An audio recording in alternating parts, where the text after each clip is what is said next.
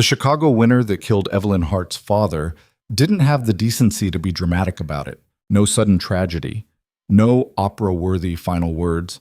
Just 3 months of watching Thomas Hart shrink inside his own clothes while creditors knocked harder each week, their voices getting meaner through the door, until one February morning he simply didn't wake up. The doctor said heart failure. Evelyn knew better.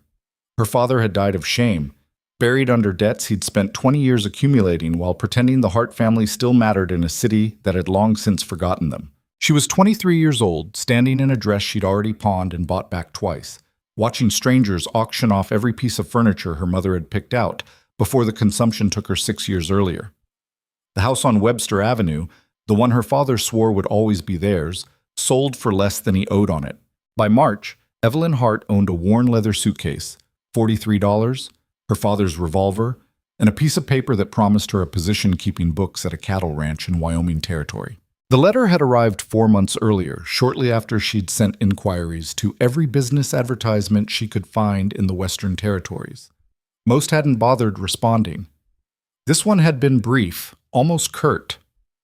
Black Hollow Ranch requires bookkeeper. Room and board provided. Salary $30 monthly. Report to Sweetwater Station before May. Hayes. No first name, no excessive pleasantries, just an offer and an expectation. Her father had forbidden her from even considering it. Hart women don't run off to live among cowboys and savages, he'd said, as if the Hart name still carried weight anywhere beyond his own delusions. Now Thomas Hart was 6 feet under in a pauper's section of Graceland Cemetery, and Evelyn was standing on a train platform with a one-way ticket west.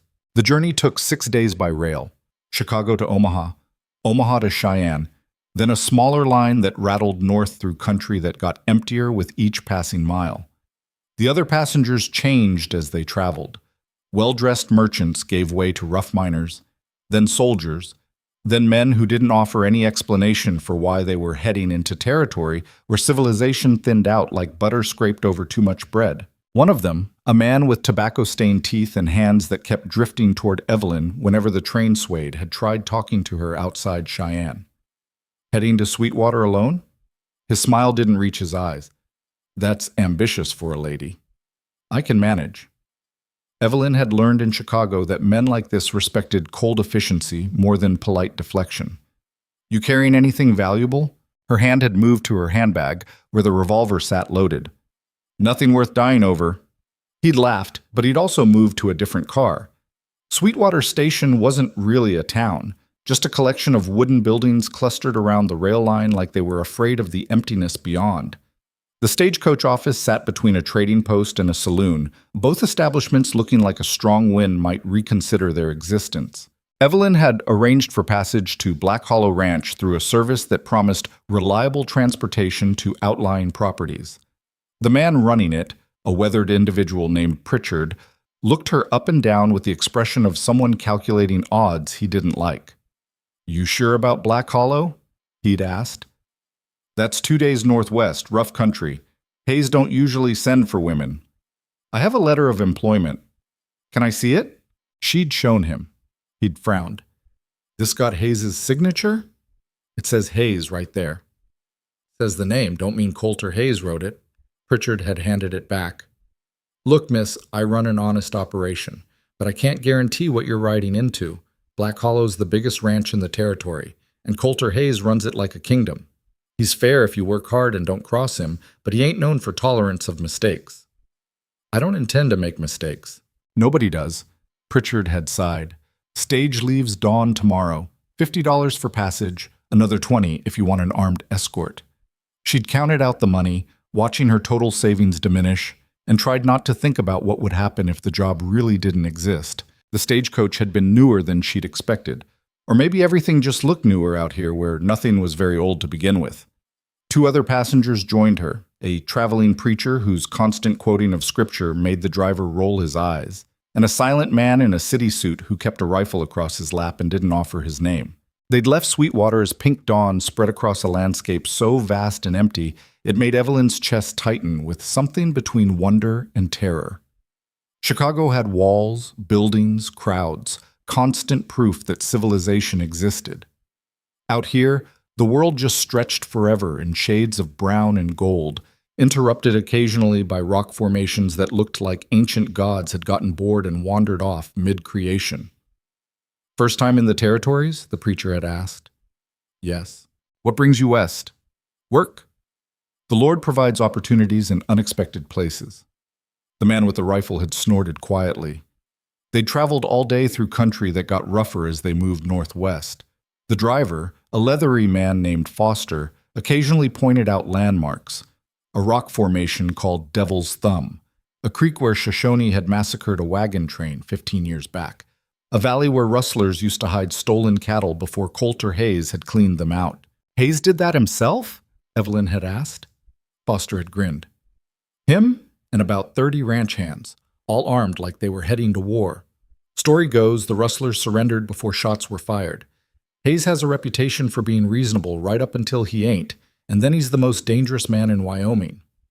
"Sounds like exaggeration." "Believe what you want, miss. But out here, reputation's the only law that matters more than bullets." They'd stopped for the night at a way station, a single building where the owner's wife served stew that tasted like boiled leather and charged $2 for the privilege of sleeping on the floor. The man with the rifle had paid for a corner spot and stayed awake all night, which made Evelyn nervous enough to keep her revolver in her hand under her blanket. Nothing happened. Dawn came cold and gray, and they'd loaded back into the coach. "Black Hollow's another 6 hours north," Foster had said. "Country gets meaner from here." He hadn't been exaggerating. The road, and Evelyn used that term generously, had climbed into foothills where pine trees clustered thick and the air smelled like sap and old snow. The stagecoach bounced over rocks and through gullies that made her teeth click together, and twice Foster had to stop to clear fallen branches. "Don't like this," the man with the rifle had muttered during the second stop. "Too quiet." "Maybe everyone's just minding their business," the preacher had suggested. "Ain't nobody out here got business worth minding legal." They'd been back on the road for maybe 20 minutes when the first shot cracked across the valley. Foster had cursed, whipping the horses faster, but the road was too rough for real speed. More gunfire erupted from the tree line, sharp, purposeful cracks that sent splinters flying from the coach's wooden frame. "Ambush!" the man with the rifle had shouted, already moving toward the door. "Stay inside!" Foster had yelled back, but the man had kicked the door open anyway, rifle coming up. He'd gotten off 2 shots before something hit him hard enough to throw him backward into the preacher. Blood sprayed across Evelyn's dress. The preacher started screaming. The rifle clattered to the floor. Evelyn had grabbed it without thinking, her hands moving on instinct while her mind struggled to process what was happening. The man with the rifle was making wet, gurgling sounds. The preacher kept screaming. Foster was shouting something about holding on. Then the coach had hit something, a rock, a hole, maybe nothing at all, and suddenly they were tilting, tipping, rolling. Evelyn's head cracked against wood. The world spun in fragments of sky and ground and blood. She hit the door, then the roof, then something else, and everything went dark at the edges. When she'd opened her eyes, the coach was on its side and Foster was gone. Just gone. His seat empty, the horse's traces cut. The preacher was pinned under the dead man with the rifle, still breathing but unconscious. Evelyn's shoulder felt wrong. Not broken, but wrenched hard enough that lifting her arm sent fire down her spine. She'd pulled herself through the shattered door, dragging the rifle with her, and that's when she'd seen them. 5 men on horses, moving down from the tree line with weapons drawn and faces covered by bandanas. One of them was laughing. "Looks like we got a survivor," he'd called. "Pretty one, too." Evelyn had run. Not heroically, not with any plan, just pure animal panic driving her into the trees while bullets whipped past, thudding into bark and kicking up dirt. The rifle was too heavy, her dress caught on everything, and her lungs burned in the thin altitude air. She'd made it maybe 200 yards before her boot caught a root and sent her sprawling behind a boulder. Blood ran down her temple from where she'd hit her head in the crash. Her shoulder screamed. The rifle was empty, she'd checked while gasping for breath, which left her father's revolver. 3 bullets, 5 men. The math wasn't encouraging. "Come on out," one of them shouted. "We don't want to hurt you, just want to talk." The lie was almost insulting. Evelyn checked the revolver cylinder with shaking hands. 3 rounds, just like she'd thought. She'd fired it exactly twice in her life, both times at bottles in her father's friend's yard, and she'd missed both times. Hoofbeats circled closer. Rocks crunched under boots. They weren't in a hurry. Why would they be? She was one woman alone in the middle of nowhere with a gun she probably couldn't shoot straight. Last chance, darling. Another voice, younger, eager. We can make this easy or hard. Evelyn pressed her back against the stone and tried to remember how to breathe. This was how she was going to die. Not in Chicago, surrounded by familiar streets, but in Wyoming territory behind a rock, killed by men whose names she'd never know for reasons that didn't matter. Her father's voice echoed in her memory. Heart women don't run off to live among cowboys and savages. Should have listened, she whispered. Then the valley exploded with sound. Not gunfire, something deeper, heavier. Thunder without clouds. The ground itself seemed to shake, and the outlaws started shouting in confusion. Evelyn risked looking around the boulder, and her breath caught. Horses. Not 5, but dozens, pouring down from the ridge like a flood of muscle and fury. The riders wore no uniforms, carried no flags, but they moved with military precision, a wedge formation aimed straight at the outlaws like a spear. And at the front, on a black horse that moved like smoke made solid, rode a man who looked like he'd been carved from the same stone as the mountains. He was tall. Even sitting astride, he looked tall, with shoulders that filled a dark coat and a hat pulled low over eyes that Evelyn couldn't see clearly, but somehow felt watching everything. He held a rifle in one hand with the casual familiarity of someone who'd been born with it, and as he closed the distance to the outlaws, he never slowed. The outlaws scattered, or tried to. 2 went for their horses. 1 tried to run on foot. 1 actually raised his weapon like he might fight. The man on the black horse shot him without breaking stride. No hesitation, no warning, just one fluid motion. Rifle up, crack of gunpowder, man falling. And then he was past, his riders fanning out to cut off the other's escape. It was over in less than 2 minutes. The outlaws who weren't dead or wounded were on their knees with hands raised, surrounded by armed ranch hands who looked disappointed they hadn't gotten to shoot anyone. The man on the black horse dismounted with the economical grace of someone who spent more time in a saddle than on his feet, handed his rifle to one of his men, and walked toward Evelyn's boulder. She realized she was still pointing her revolver at him and lowered it quickly. He stopped 10 feet away and pushed his hat back just enough that she could see his face properly for the first time. Coulter Hayes wasn't handsome in any conventional sense. His face was too hard for that, carved by weather and circumstance into something more intimidating than attractive. Maybe 35, maybe older. The frontier aged people in ways that made guessing difficult. Dark hair, darker eyes, a jaw that looked like it had never softened for a smile, and a presence that filled space the way a storm fills sky. You hit? His voice matched everything else. Deep, quiet, and carrying the kind of authority that didn't need volume. Evelyn tried to stand, and her legs disagreed with the plan. She sat back down hard.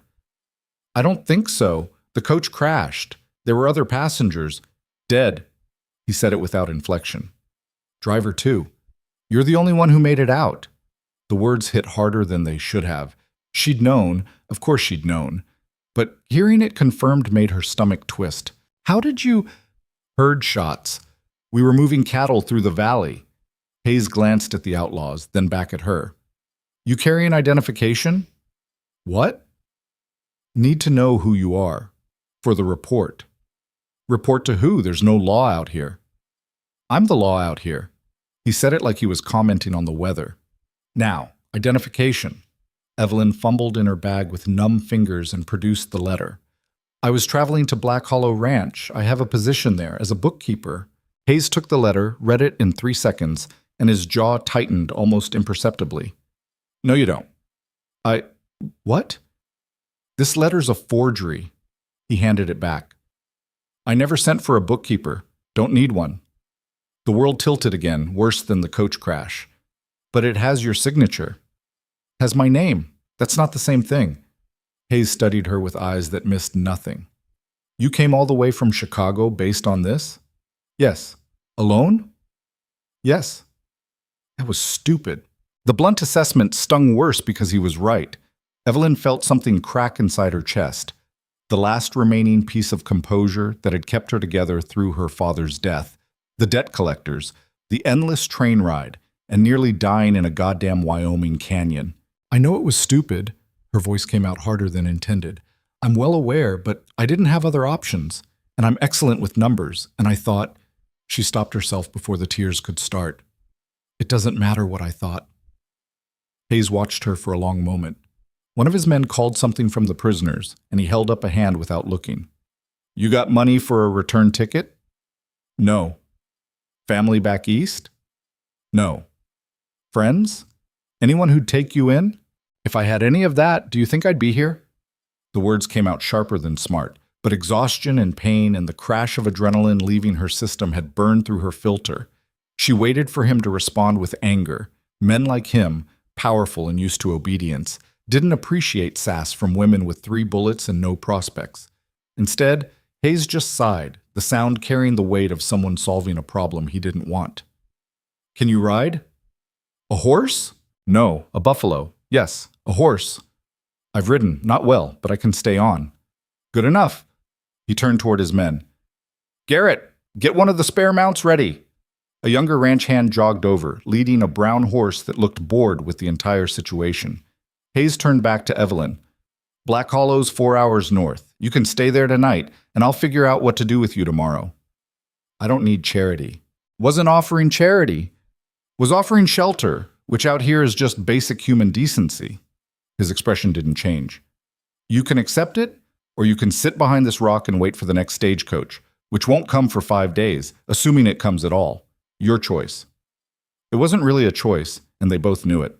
Evelyn pulled herself up using the boulder, ignoring the way her shoulder protested and her head swam. She accepted the horse's reins from Garrett with as much dignity as she could manage, which wasn't much considering her dress was torn, blood-stained, and completely inappropriate for riding. Hayes noticed. Garrett, get her something better to wear. Sir? Something from the supply packs, pants, shirt, coat. Can't ride 4 hours like that. 10 minutes later, Evelyn found herself behind a cluster of trees, changing into men's work clothes that were too big everywhere and smelled like horse and leather. Her dress, the last nice thing she'd owned from her old life, lay crumpled on the ground, ruined beyond saving. She almost left it there. Then, with hands that shook slightly, she folded it and tucked it into her suitcase anyway. When she emerged, Hayes was settling the prisoners. 2 of the outlaws were wounded but alive. The dead one was being tied across a spare horse. The rest sat with hands bound, looking murderous. What happens to them? Evelyn asked. Territorial Marshal will collect them from town. Hayes checked his rifle's load. If they're smart, they'll hang quietly. If they're not, they'll try running and save the territory the cost of a trial. You'd shoot them while running away? They just tried to kill you. Don't waste sympathy. He said it without cruelty, just flat, practical truth. And Evelyn realized she was looking at a kind of morality the frontier had shaped into something Chicago ethics classes never covered. Out here, mercy and justice apparently wore different faces. The ride to Black Hollow took longer than 4 hours because Evelyn's body had decided to inventory every injury she'd sustained. Her head throbbed. Her shoulder sent periodic jolts of pain down her arm. Her hands, soft from years of city living, started blistering within the first hour. She didn't complain. Partly from pride, mostly because Hayes clearly wasn't the type to slow down for discomfort. They moved through country that shifted from pine forest to open grassland to rolling hills dotted with cattle that scattered at their approach.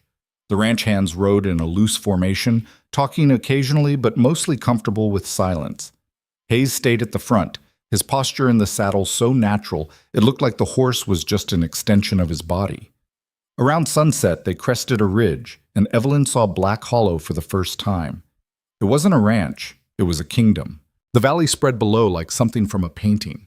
Endless grass turned gold by the dying light. A river cutting silver through the center, and scattered across it all, more buildings than some towns she'd passed through. The main house sat on a rise, 3 stories of timber and stone that looked like it had been built to withstand sieges. Around it clustered barns, bunkhouses, workshops, corrals full of horses, and what looked like a small store. How many people work here? Evelyn asked quietly. 140, give or take. Hayes didn't look at her. During roundup, double that. And you run all of it? Someone has to. They descended into the valley as lamps began lighting in windows. Ranch hands looked up from evening chores as Hayes rode past, their expressions a mix of respect and something else, maybe wariness. He acknowledged a few with nods but didn't stop. The main house loomed larger as they approached. Up close it was even more impressive, not ostentatious but solid, built by someone who understood that frontier wealth meant security, not luxury. Hayes dismounted and a young man immediately took his horse. He turned to help Evelyn down and she waved him off, managing it herself despite the pain. Small victories. "Cook's probably got dinner ready," Hayes said. "You'll eat, then we'll figure out where to put you." "I don't want to impose." Little late for that. He was already walking toward the house, clearly expecting her to follow. The interior matched the exterior, functional but well made. Wood floors that didn't creak, furniture that looked like it had been built to last generations, and everywhere the subtle marks of money that didn't need to announce itself. No fancy paintings or decorative nonsense, just quality in every beam and board. A woman in her 50s appeared from what smelled like the kitchen, wiping her hands on an apron. She took one look at Evelyn and her expression shifted to concerned efficiency. "Heavens, what happened?" "Stagecoach ambush," Hayes said. "She needs food, a bath, and somewhere to sleep. Can you handle it?" "Of course." The woman, Hayes didn't bother with introductions, moved to Evelyn's side. "Come on, dear, let's get you cleaned up." Evelyn looked at Hayes, uncertain. "What about tomorrow?" "Tomorrow we'll talk." He was already moving toward another room, pulling off his coat. "Tonight, you eat and rest. That's an order, not a suggestion." Then he was gone, leaving Evelyn with the cook and 100 questions that would have to wait. The bath was the first genuinely good thing that had happened in days. The cook, her name was Martha, though it took 3 repetitions before Evelyn's exhausted brain held on to it, had prepared a copper tub of hot water that felt like luxury itself. Evelyn soaked until the water cooled, watching dirt and blood swirl away, trying not to think about how close she'd come to dying. Martha had set out clean clothes. More men's work pants and a shirt, both adjusted to fit better. "We don't keep women's clothes here," she'd explained apologetically. "Mr. Hayes doesn't exactly entertain lady guests." "Does he entertain any guests?" "Not if he can help it." Dinner was beef stew, bread, mice, and coffee, strong enough to strip paint. Evelyn ate in a small dining room off the kitchen, alone except for Martha moving in and out with dishes. Through the walls, she could hear male voices in another room, Hayes and some of his men, discussing the ambush and what to do about the outlaws. "Brennan gang remnants," someone said. "Thought we'd cleaned them out last year." Obviously missed some. Hayes's voice cut through, quieter but carrying absolute authority. "Double the patrols. I want eyes on every approach to the valley. Anyone you don't recognize, you bring them in for questions." The voices continued, but Evelyn's exhaustion was catching up. The food helped, but her body was demanding sleep with the insistence of someone who'd been through too much. Martha showed her to a small bedroom on the 2nd floor. "It's one of the guest rooms," she explained. "Not much, but the bed's comfortable, and you'll be safe here." "Thank you. For everything." Martha paused at the door. "You're that bookkeeper he sent for, aren't you? The one from the letter?" "He says he never sent the letter." Martha's expression suggested she had thoughts on that but wasn't sharing them. "Well, regardless, you're here now, and Mr. Hayes won't throw you out without making sure you've got somewhere to go. He's hard, but he's not cruel." She left, closing the door softly, and Evelyn collapsed onto the bed fully clothed. Her last thought before sleep claimed her was that somewhere in Chicago, her father's ghost was probably shaking his head at the mess she'd made of everything. She dreamed of gunfire and falling and hands reaching for her through smoke, and woke with a gasp to find morning sun streaming through unfamiliar windows. For a disorienting moment, she couldn't remember where she was. Then it all came back. The ambush, Hayes, Black Hollow, and she sat up too quickly, making her head spin. Someone had left fresh clothes folded on a chair, more practical workwear, along with boots that looked like they might actually fit. Evelyn dressed slowly, her body cataloging yesterday's injuries with each movement, and made her way downstairs following the smell of coffee. The kitchen was busy with breakfast prep. Martha looked up and smiled. "You're awake. Good. Eat something, then Mr. Hayes wants to see you in his office." "His office?" "East wing, 1st floor. Can't miss it. It's the only room with more papers than furniture." Evelyn ate quickly. Eggs, bacon, more of that brutal coffee, and found the office exactly where Martha had described.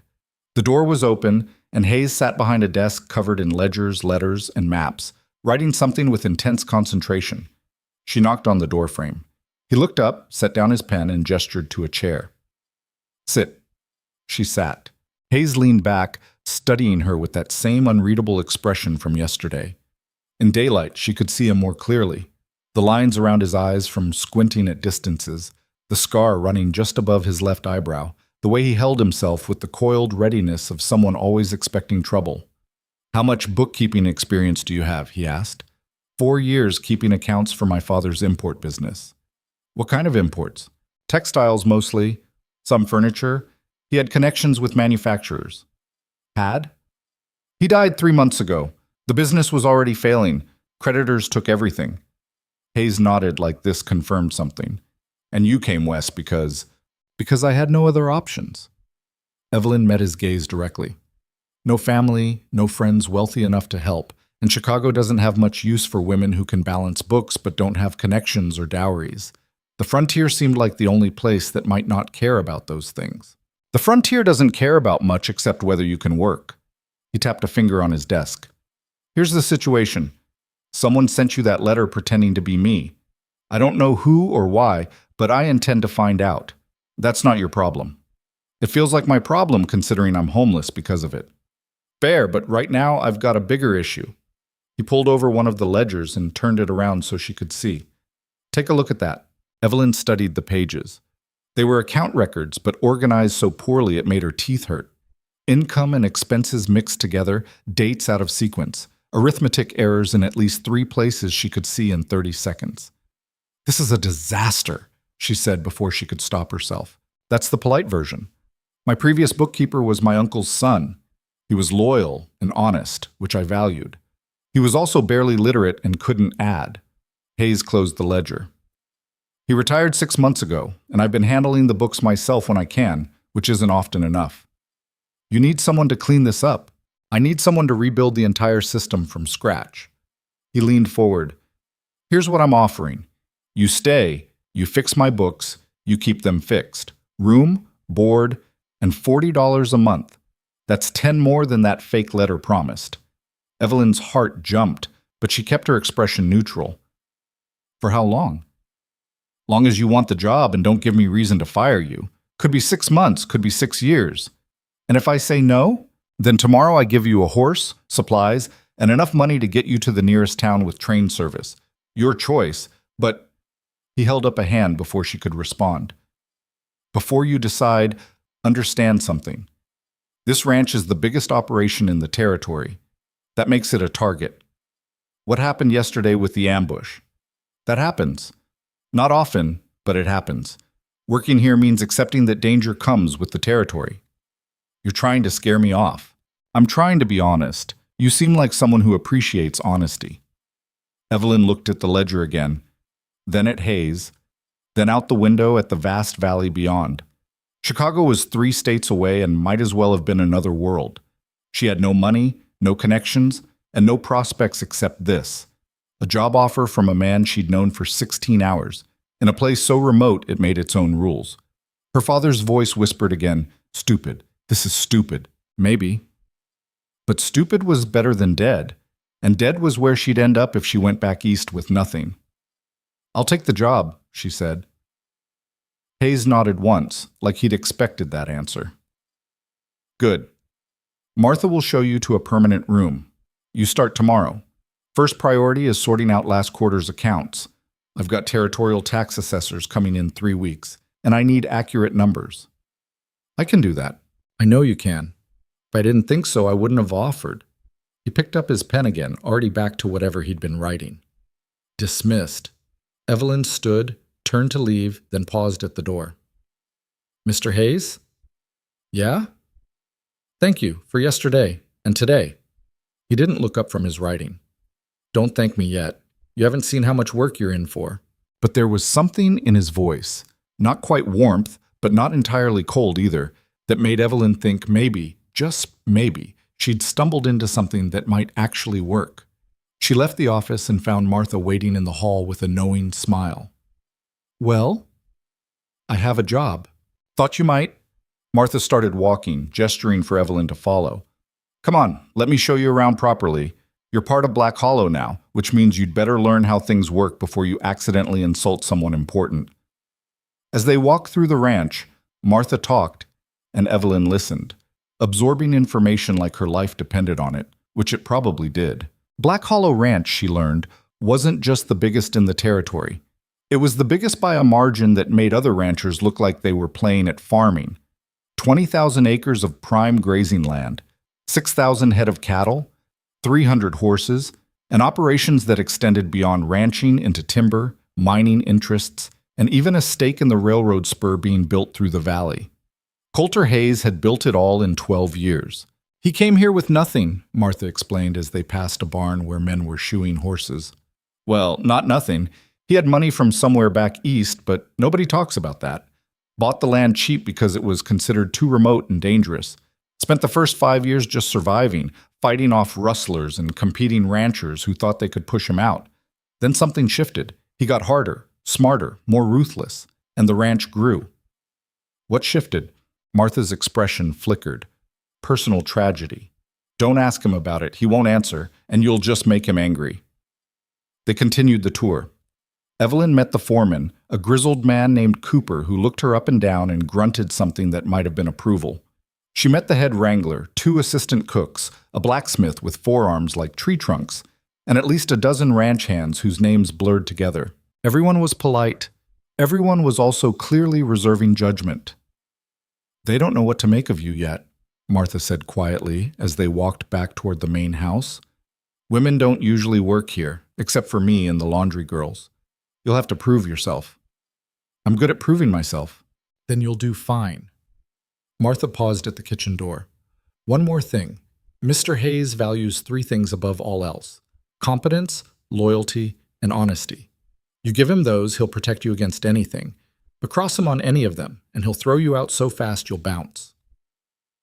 That night, lying in her new permanent room, slightly larger than the guest room with a window overlooking the eastern pastures, Evelyn stared at the ceiling and tried to process everything. 24 hours ago, she'd been bleeding behind a rock, certain she was going to die. Now she had a job, a roof, and a salary that was more than her father had paid her for years of work, all because a man she barely knew had decided she was worth taking a chance on. Or maybe he just needed a bookkeeper badly enough to overlook the complications of hiring a woman who'd arrived under false pretenses covered in blood. Either way, she was here now. And Evelyn Hart had never been very good at backing down once she'd committed to something, even when, especially when, it was probably a terrible idea. She fell asleep with numbers running through her head, already planning how to rebuild Hayes's disaster of an accounting system, and didn't dream at all. The ledgers were worse than Evelyn had thought. She discovered this 3 days into the job, sitting in a cramped office off the main study that smelled like old paper and mouse droppings. What Hayes had shown her during their first meeting was just the surface. Beneath that were months, years actually, of creative bookkeeping that bordered on fiction. "This doesn't make sense," she muttered, comparing 2 different ledgers that supposedly tracked the same cattle sale. One showed 300 head sold to a buyer in Cheyenne for $42 each. The other showed 280 head at $38 each. "Which one is real?" "Neither, probably," said a voice from the doorway. Evelyn looked up to find Cooper, the foreman, leaning against the frame with his arms crossed. He was somewhere past 50, with a face that looked like it had been assembled from spare leather and barbed wire. "Excuse me?" "Hayes's cousin, the previous bookkeeper, had a drinking problem," Cooper explained. "When he was sober, the numbers were close to accurate. When he wasn't, he just made things up that sounded reasonable." "That's not bookkeeping. That's creative writing." "Won't argue with you there." Cooper stepped into the office. "Hayes wanted me to check if you needed anything. Supplies, clarification, whatever." "I need a miracle. Or a time machine so I can go back and strangle whoever thought this system was acceptable." Evelyn rubbed her temples. "The tax assessors are coming in 2.5 weeks, and I can't give them numbers I don't trust." "Can you fix it?" "I can rebuild it from source documents if I can find them. Bills of sale, receipts, purchase orders. But that'll take time I'm not sure we have." Cooper considered this. Hayes keeps everything. There's 3 file cabinets in the storage room behind the study, plus boxes in the barn loft. Everything going back at least 5 years. That's actually helpful. Don't get too excited. It's not organized. Of course it isn't. Evelyn stood, her back protesting from hours hunched over the desk. Show me. The storage room was exactly as disorganized as Cooper had warned. File cabinets stuffed so full the drawers barely closed, boxes stacked haphazardly, loose papers shoved into corners. It looked like someone had declared war on the concept of order and won decisively. Who was in charge of filing? Evelyn asked. The cousin, when he remembered. I'm beginning to understand why Hayes looks perpetually annoyed. Cooper almost smiled. That's just his face. But yeah, this mess doesn't help.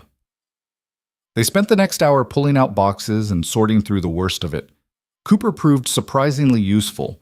He'd been with Hayes since the beginning and remembered most major transactions, which helped Evelyn separate important documents from outdated feed bills and random correspondence. This sale here, Cooper said, pointing to a crumpled receipt. That was the big one to the military contractor, 1,500 head. Hayes negotiated for weeks to get that price. Evelyn made a note. The ledger shows it as 1,200 head. Then the ledger's wrong. I was there when we counted them onto the trains. By the time Martha called them for lunch, Evelyn had assembled enough source documents to start rebuilding at least the last 6 months of accounts. It was progress, but barely. Hayes appeared at dinner that evening, the first time she'd seen him in 3 days.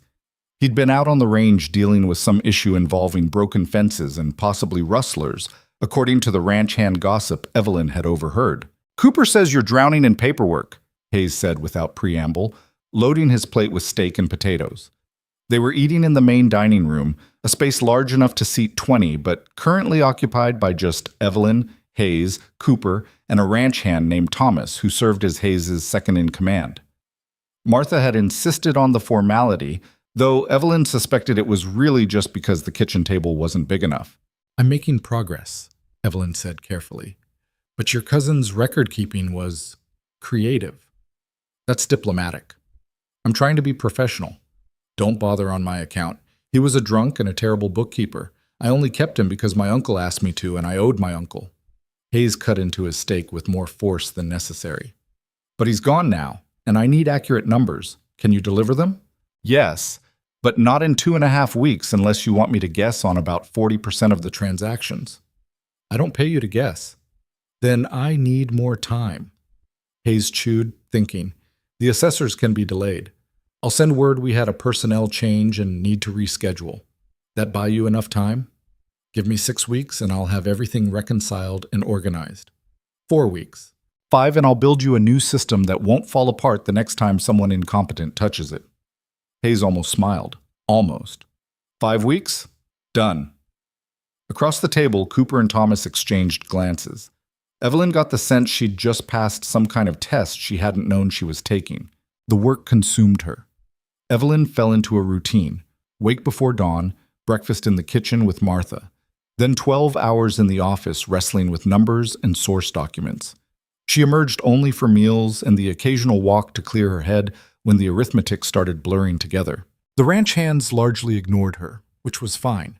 A few made comments, nothing aggressive, just the casual dismissiveness of men unused to women in professional roles. But Cooper shut that down fast. She's fixing the mess that nearly got us audited into bankruptcy last year. He'd snapped at one hand who'd made a joke about Hayes hiring a secretary. Show some respect or find work elsewhere. That had been the end of it. Hayes himself remained distant. He was running a massive operation and had better things to do than check on his bookkeeper. But occasionally, late at night when Evelyn was still working by lamplight, he'd appear in the doorway. You're going to ruin your eyes, he'd say. I'm behind schedule. You're ahead of where anyone else would be. Then he'd disappear again, and Evelyn would sit there feeling strangely unsettled by the brief interaction. 3 weeks into the job, she discovered the first major discrepancy. It was hidden in a series of supply purchases from a vendor in Sweetwater, a merchant named Dalton, who apparently provided everything from nails to flour to lamp oil. The invoices looked legitimate, and the amounts weren't suspicious individually. But when Evelyn cross-referenced them against the delivery logs Cooper had helped her find, nothing matched. The invoices showed $500 worth of supplies delivered in January. The delivery log showed maybe $200 worth actually arrived. She found similar patterns in February, March, and April. Thousands of dollars paid for supplies that had never made it to the ranch. Evelyn sat back, her stomach sinking. This wasn't incompetence or drunken record-keeping. This was theft. She spent 2 more days verifying her findings, checking every number 3 times, making sure she wasn't missing something obvious. Then she took the evidence to Hayes. He was in the study, going over maps with Thomas, planning something that involved moving cattle to higher pastures. They both looked up when Evelyn knocked. "This better be important," Hayes said. "We're in the middle of something. Someone's been stealing from you." Evelyn set the ledgers on the desk. Systematically for at least 6 months, possibly longer. That got his attention. Thomas straightened. Hayes's expression went from annoyed to dangerously focused in the space of a heartbeat. "Show me." Evelyn walked him through it. The invoices, the delivery logs, the pattern of discrepancies. Hayes listened without interrupting, his jaw getting tighter with each revelation. "How much total?" he asked when she finished. "Conservatively, $4,000. Possibly more if the pattern extends back further than I've checked." 4,000. Hayes's voice was very quiet, which somehow made it more intimidating. "That's nearly a year's salary for 10 men. "I know." "And you're certain it's Dalton in Sweetwater?" "The invoices have his signature. Either he's involved or someone's forging his name." Evelyn paused. "There's something else. Your cousin would have seen these discrepancies if he'd been doing his job. Either he was too drunk to notice, or he was in on it." Hayes finished the thought, his expression turning glacial. "Thomas, send word to Dalton. Tell him I want to meet regarding our supply contract. Don't mention any problem, just a routine business discussion." "You want me to bring him here?" "No, I'll go to town. Less chance of him running if he doesn't know I'm suspicious." Hayes looked at Evelyn. "Good work. This would have bled us dry over time." "That was probably the plan. Small enough amounts to avoid immediate notice, large enough to add up. Smart. Which means whoever's behind it isn't stupid." Hayes rolled up the maps. "I'll handle this. You keep working on the books. I'd like to come with you." Both men stared at her. Hayes recovered first. "Why?" "Because I found the theft, and I know the numbers. If Dalton tries to dispute the evidence or claim records are wrong, I can counter him immediately." "This isn't a debate, Miss Hart.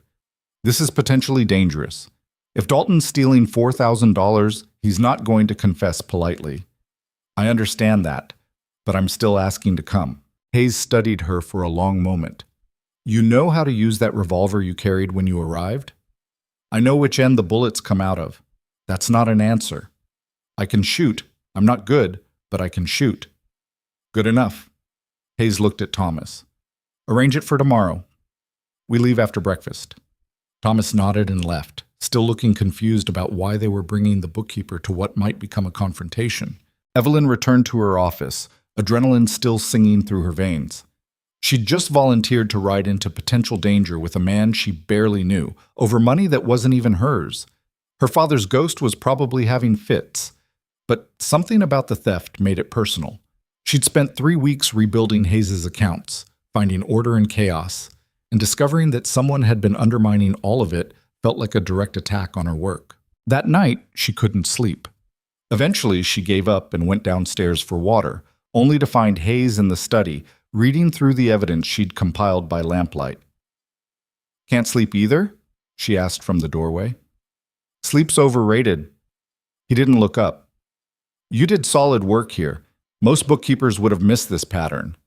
Most bookkeepers aren't trying to rebuild a system from nothing." "True." Hayes finally looked at her. "Why'd you really want to come tomorrow?" "I told you. You told me the professional reason. What's the personal one?" Evelyn considered lying, then decided against it. Hayes seemed like he'd spot dishonesty from a mile away.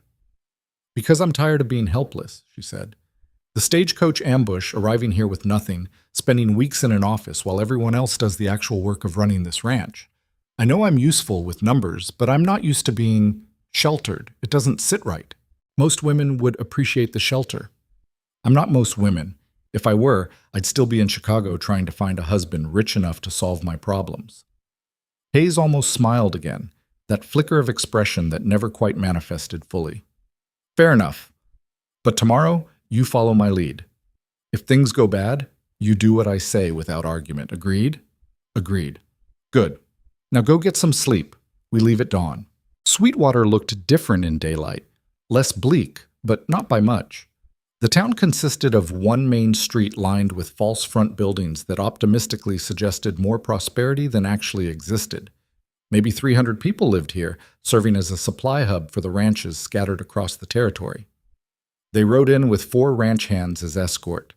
Hayes had wanted more, but Evelyn had overheard Cooper arguing that showing up with an army would spook Dalton into running. Just enough to make the point, Cooper had said. Not enough to start a war. Dalton's store occupied a corner lot, 2 stories with living quarters above and a storefront below. Through the windows, Evelyn could see shelves stocked with everything from tools to fabric to whiskey. Hayes dismounted and tied his horse.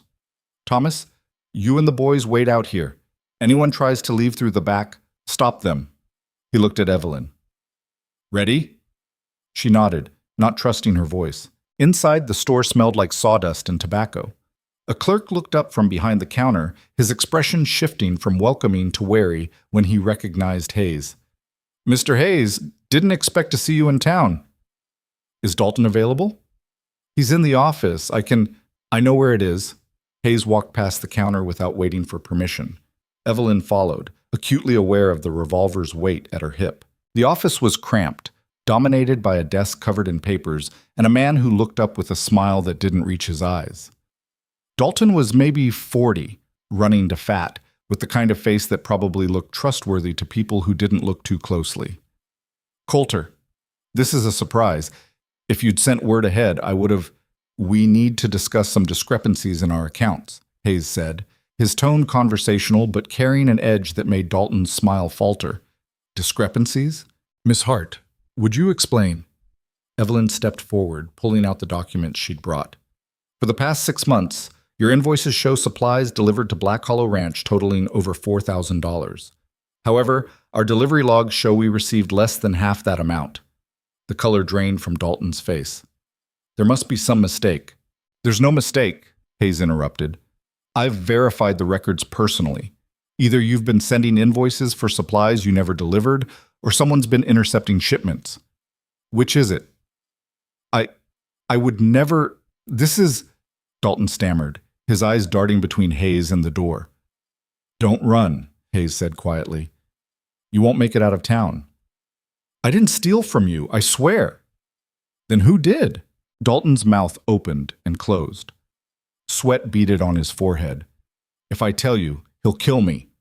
If you don't tell me, I'll let the territorial marshal handle it, and they'll hang you for theft. Hayes leaned on the desk. Your choice. Quick death from whoever you're protecting, or slow death from a rope. Or you tell me everything right now, and maybe I'm feeling merciful. The silence stretched. Evelyn could hear her own heartbeat. It was your cousin's idea, Dalton finally whispered. Nathan. He approached me about 8 months ago, said Hayes was too busy to notice small discrepancies, and if I inflated the invoices, we could split the difference. He'd sign off on the deliveries, I'd submit the invoices, and nobody would know. Hayes's expression didn't change, but something in the room's temperature dropped. Nathan initiated this? Yes. I swear. I didn't want to do it, but he said you'd never find out because you trusted him to handle the books. Where's Nathan now? I don't know. He left town 3 weeks ago, said he was heading to Denver. Hayes straightened slowly. Here's what's going to happen. You're going to return every dollar you stole plus 20% interest. You have 2 weeks. I don't have that much. Then sell something. Your store, your house, your grandmother's silver. I don't care. 2 weeks or I file charges. Hayes turned toward the door. And Dalton, if I find out you warned Nathan or tried to contact him, I'll come back and we won't be having a conversation.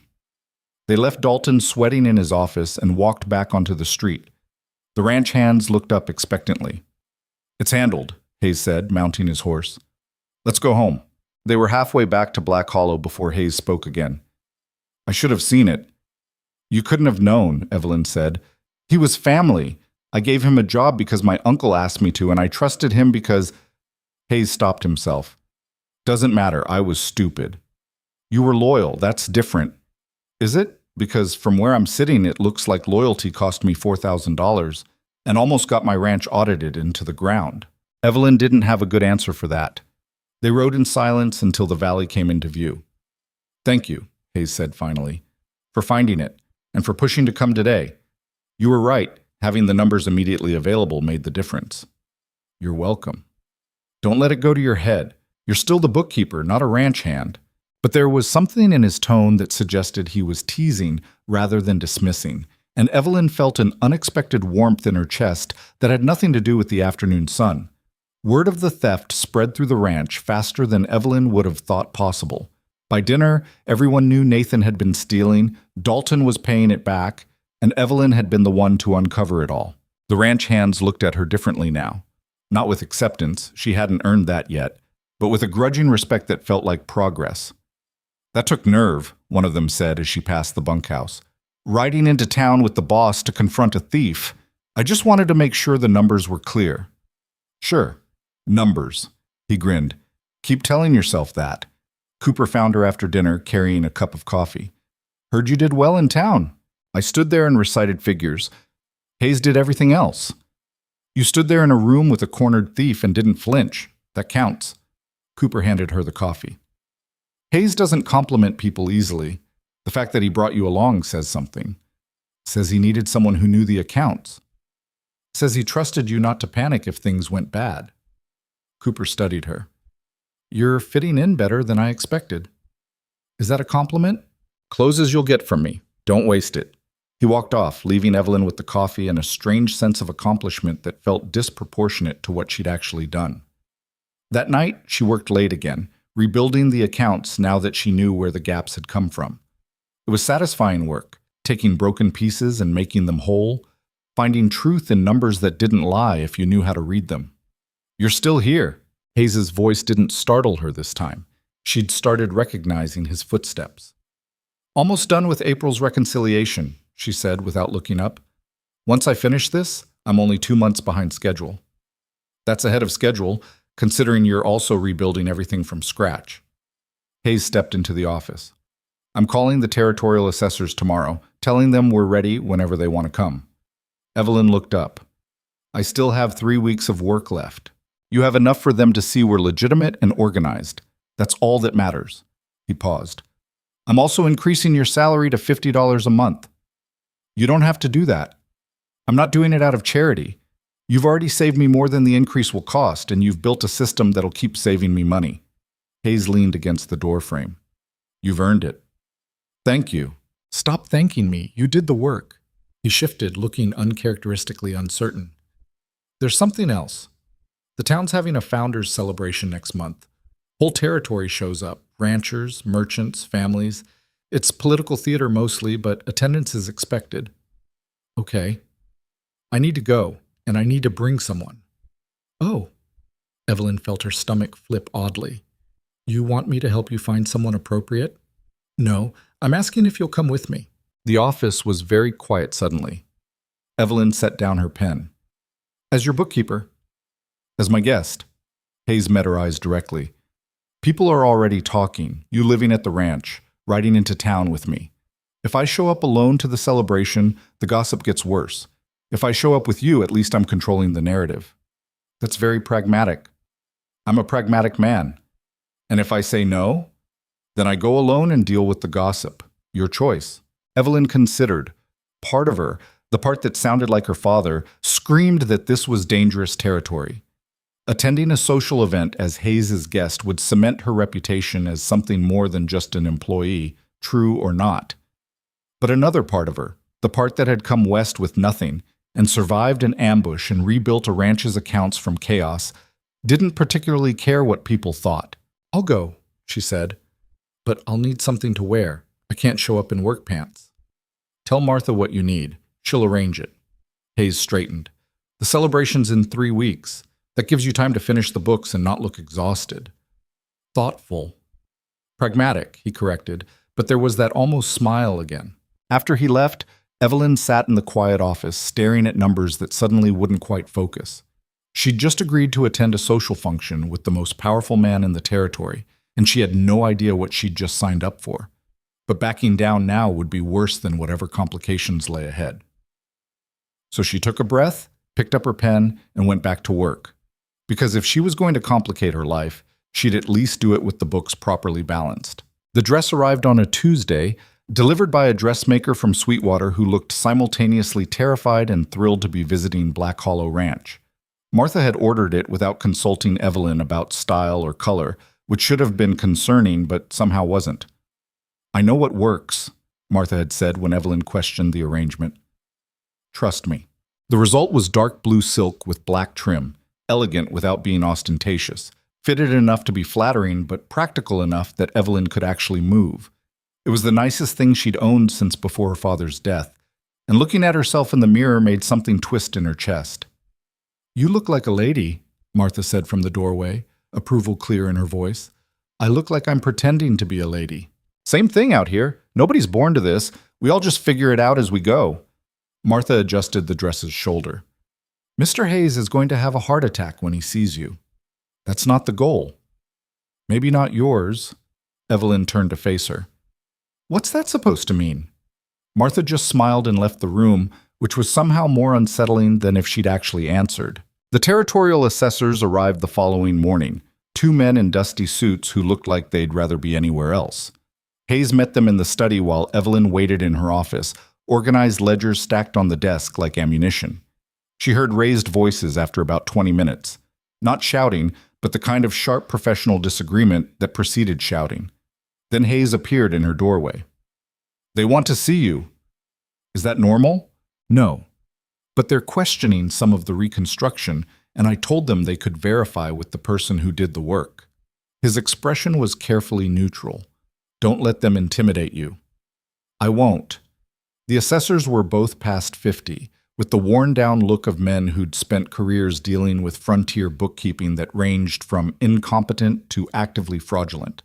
The taller one, Garrison, studied Evelyn with undisguised skepticism. "You're the bookkeeper?" He made it sound like an accusation. "I am. And you rebuilt these accounts from scratch in," he checked his notes, "5 weeks? 6, actually. Mr. Hayes was generous with the deadline." "Generous."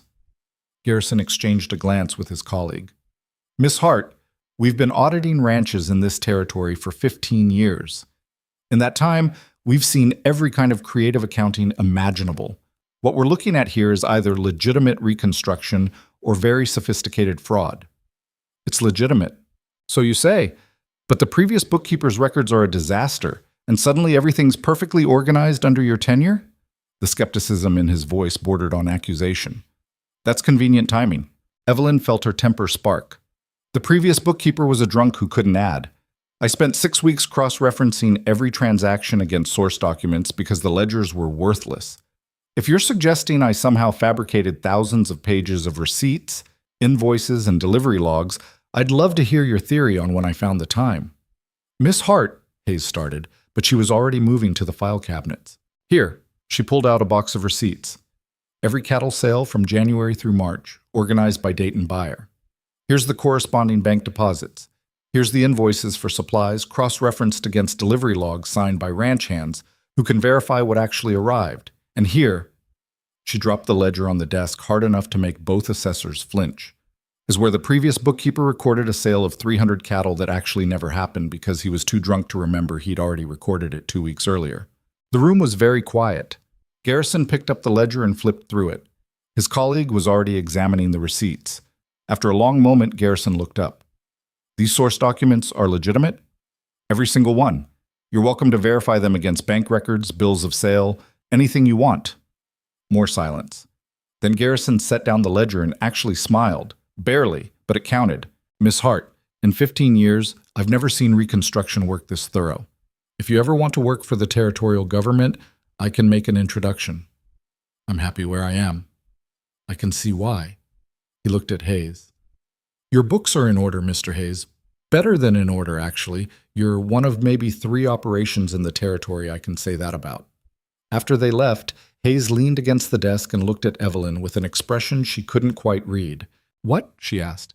You just browbeat 2 territorial assessors into submission. They were questioning my work. Most people would have been intimidated. I'm not most people. Evelyn started reorganizing the papers the assessors had shuffled. Besides, the numbers don't lie. Either they trust math or they don't. Remind me never to get on your bad side. You're my employer. You're always potentially on my bad side. Hayes actually laughed, a short surprise sound that made him look younger. Fair enough. The town's founder's celebration approached faster than Evelyn wanted. She finished the book reconstruction with 3 days to spare and immediately started implementing the new system she'd designed, one that was actually sustainable and didn't rely on whoever was keeping the books being sober and competent. Cooper found her testing the new ledger format and shook his head. You know you're technically done, right? You could take a day off. I don't know what I'd do with a day off. Sleep, read, literally anything that isn't staring at numbers. I like numbers. They make sense. That's depressing. Cooper pulled up a chair. Can I ask you something? That depends on the question. Why'd you really come west? And don't give me the line about having no options. Someone with your skills could have found work in Chicago. Evelyn set down her pen. You want the truth?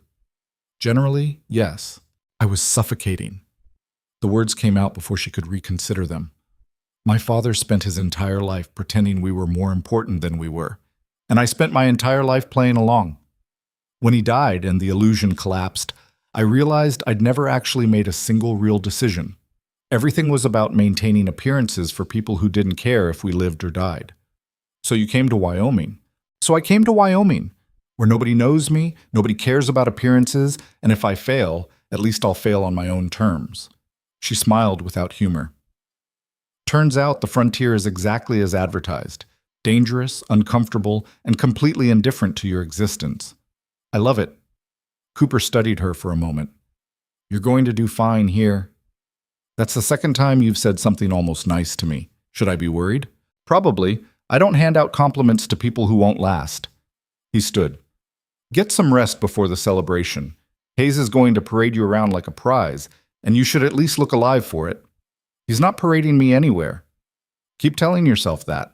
The morning of the celebration, Evelyn woke to find the entire ranch in organized chaos.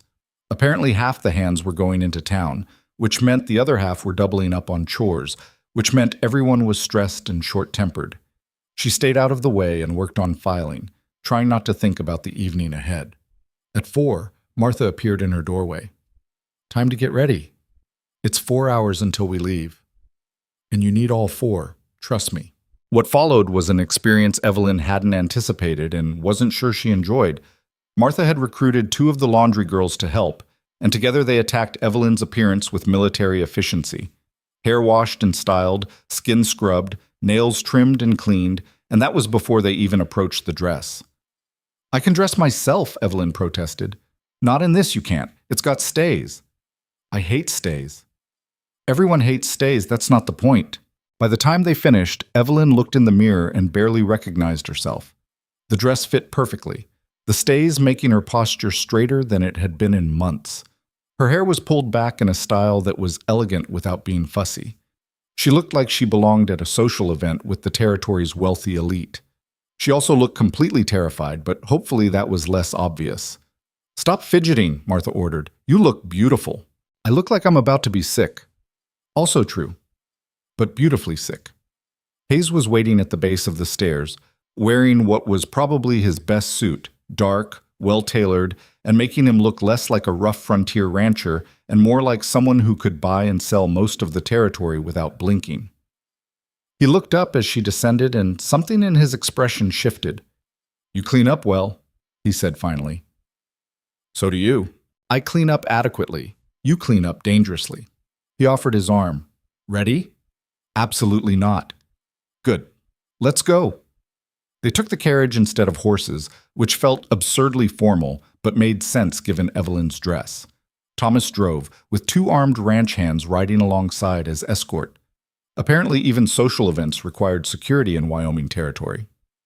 Are you expecting trouble? Evelyn asked as they rolled down the valley road. Always expect trouble. That way you're prepared when it arrives. Hayes watched the landscape pass. The celebration attracts everyone, legitimate ranchers, merchants, politicians. and people who are only barely pretending to be legitimate. Tensions run high, add alcohol, and things get interesting. Define interesting. Last year, 2 ranchers got into a fistfight over water rights. Year before that, someone tried to stab a territorial representative over mineral claims. He glanced at her. Stay close to me and you'll be fine. That's not particularly reassuring. Wasn't meant to be, just honest. The town had transformed for the celebration. Lanterns hung from every building, tables lined the main street, and a raised platform at the far end suggested there would be speeches and possibly music. People were already arriving, families in wagons, ranchers on horseback, merchants opening their stores for extended hours. Hayes' arrival drew immediate attention. People stopped talking mid-sentence to watch their carriage roll past.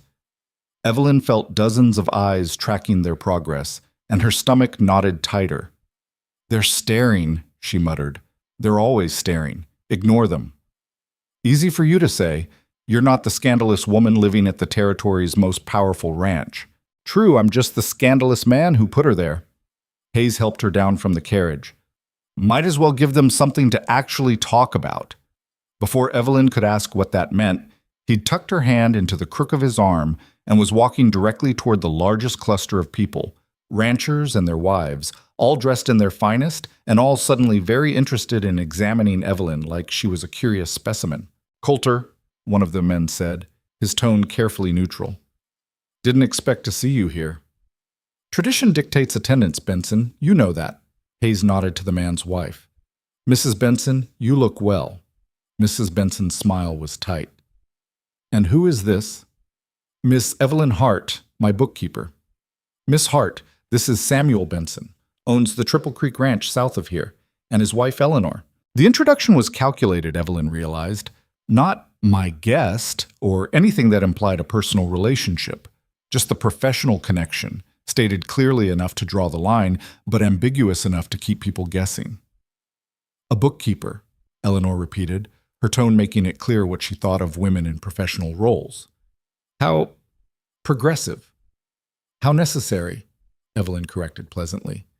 Mr. Hayes' accounts were in significant disarray. Someone had to fix them, I'm sure. Eleanor's eyes flicked to Hayes. Still, unusual to bring an employee to a social function. Miss Hart has proven invaluable to ranch operations. Seemed appropriate to include her in territorial events. Hayes' tone was mild but carried an edge that suggested the conversation was over. If you'll excuse us. They moved through the crowd, repeating similar interactions with a dozen other ranchers and their families. Each introduction followed the same pattern. Initial surprise, thinly veiled judgment, Hayes stating the facts without elaboration, and then moving on before anyone could press too hard. You're enjoying this, Evelyn murmured after the 7th introduction. Watching people struggle to figure out how to react? Absolutely. You're terrible. I'm efficient. There's a difference. They'd made it halfway down the street when a man stepped directly into their path. He was younger than Hayes, maybe 30, with the kind of polished appearance that suggested money and city origins. His smile was friendly, but his eyes were calculating. Hayes, good to see you out among the common folk. Hayes' expression didn't change, but Evelyn felt his arm tense under her hand. Brennan. And who's this lovely creature? Not your wife, I'd wager. You're not the marrying type. Miss Evelyn Hart, Evelyn said before Hayes could respond. And you are? Marcus Brennan. My family owns several mining interests in the territory, plus the second largest ranch after Black Hollow. His eyes traveled over her in a way that made her skin crawl. What's a woman like you doing with a man like Hayes? Working. Revolutionary concept, I know. Brennan laughed. I like her. She's got spirit. He looked at Hayes. If you ever tire of frontier living, Miss Hart, my operation could use someone with your skills. I pay better, and the accommodations are far more comfortable. I'm satisfied where I am. For now. Brennan's smile widened. But the frontier teaches us that loyalties are negotiable. Remember that. He walked away before Hayes could respond, disappearing into the crowd. Who was that? Evelyn asked. Trouble. Hayes' jaw was tight. Marcus Brennan's father, Jacob, ran the Brennan gang 20 years ago. Rustlers, thieves, occasional murderers. The territorial government finally cleaned them out. But Marcus survived by distancing himself and building legitimate businesses. or businesses that look legitimate. You don't trust him. I don't trust anyone who smiles that much. Means they're hiding something. They continued through the celebration, Hayes making the necessary political appearances while Evelyn played her role as the mysterious bookkeeper. The gossip was relentless. She could hear whispers following them, speculation about their relationship ranging from scandalous affair to calculated business arrangement. Around sunset, the speeches started. A territorial representative droned on about progress and civilization for 20 minutes before yielding the platform to a local minister who wanted to discuss moral values, which given the crowd seemed optimistic at best. Evelyn was contemplating how to gracefully escape when someone touched her arm. She turned to find a man about her age, dressed well but not ostentatiously, with an open, friendly face that seemed genuinely kind. "Miss Hart? I'm Daniel Pritchard. My father runs the stagecoach office in Sweetwater." "I remember. He arranged my passage to Black Hollow." "He mentioned you. Said you were either very brave or very crazy to take that ride alone." Daniel smiled. "Given how it turned out, maybe both." "Definitely both." Evelyn found herself smiling back. There was something refreshing about Daniel's straightforward manner after an evening of political maneuvering. "Are you in the stagecoach business as well?" "Unfortunately, though I'm trying to convince my father to expand into freight and mail services.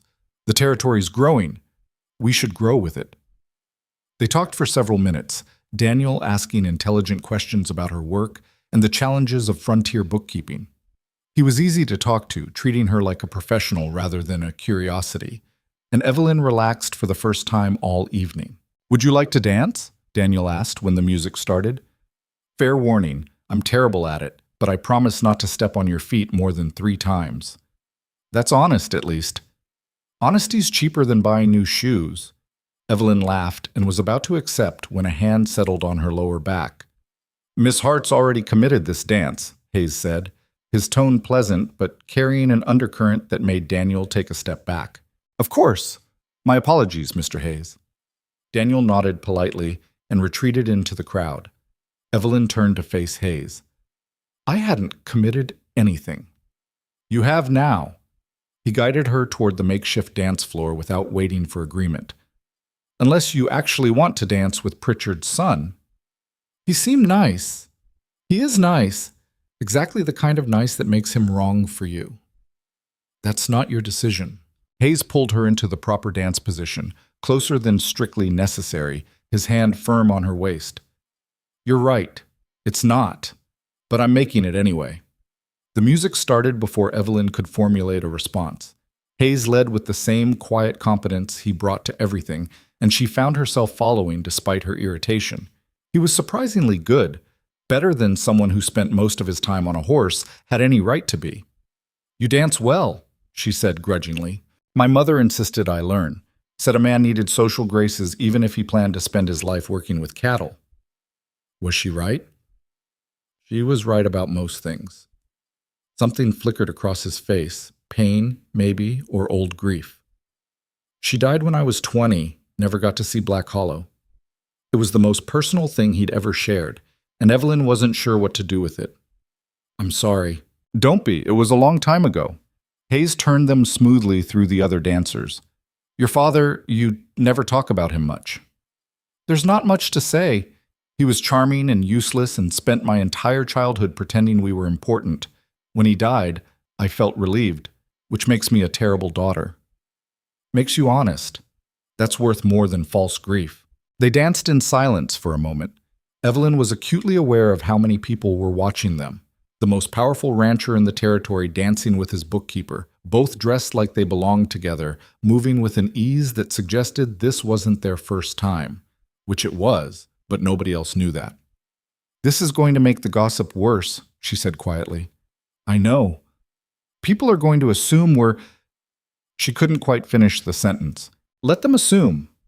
Hayes's expression was unreadable. "I stopped caring what people think about 15 years ago. Makes life simpler. Must be nice. It's practical. There's a difference." The song ended. Hayes released her but didn't step back immediately, and for a moment they stood close enough that Evelyn could see the exact shade of his eyes in the lantern light, darker than she'd thought, with flecks of gold near the iris.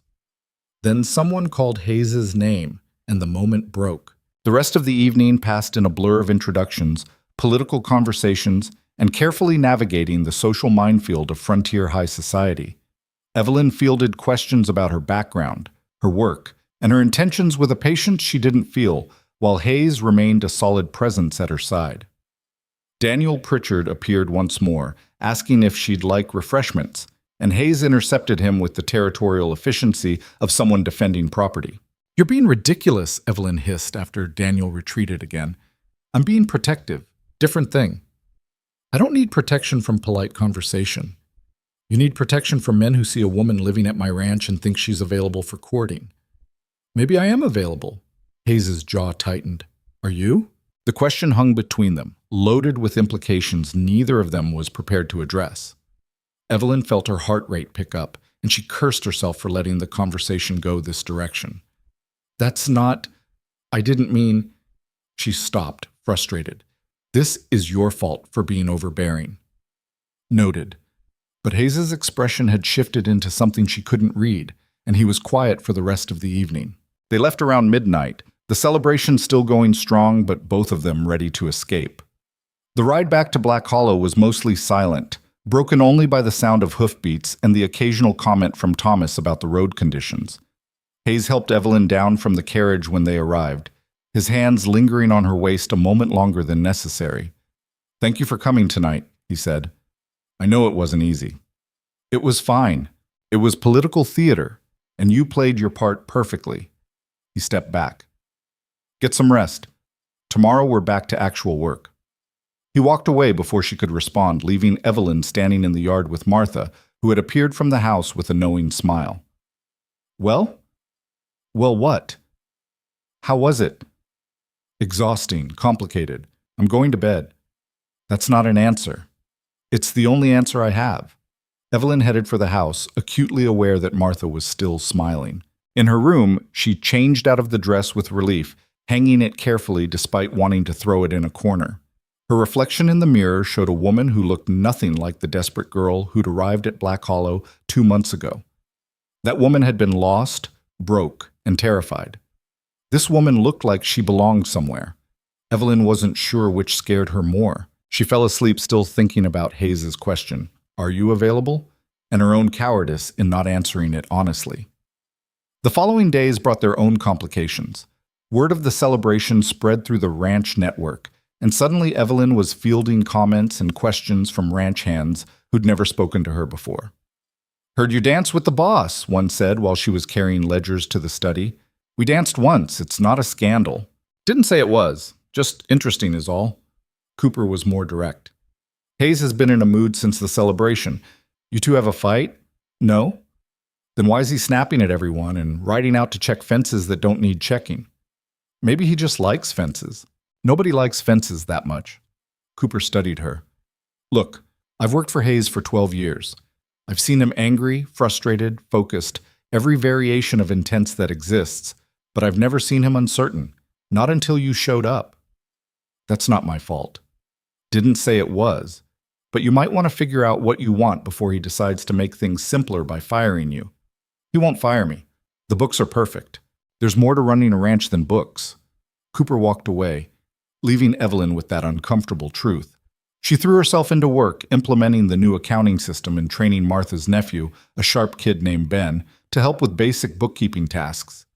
If Hayes was avoiding her, fine. She was avoiding him right back. Except she couldn't avoid him entirely because they lived in the same house and worked for the same operation. They collided in the study 3 days after the celebration, both reaching for the same ledger.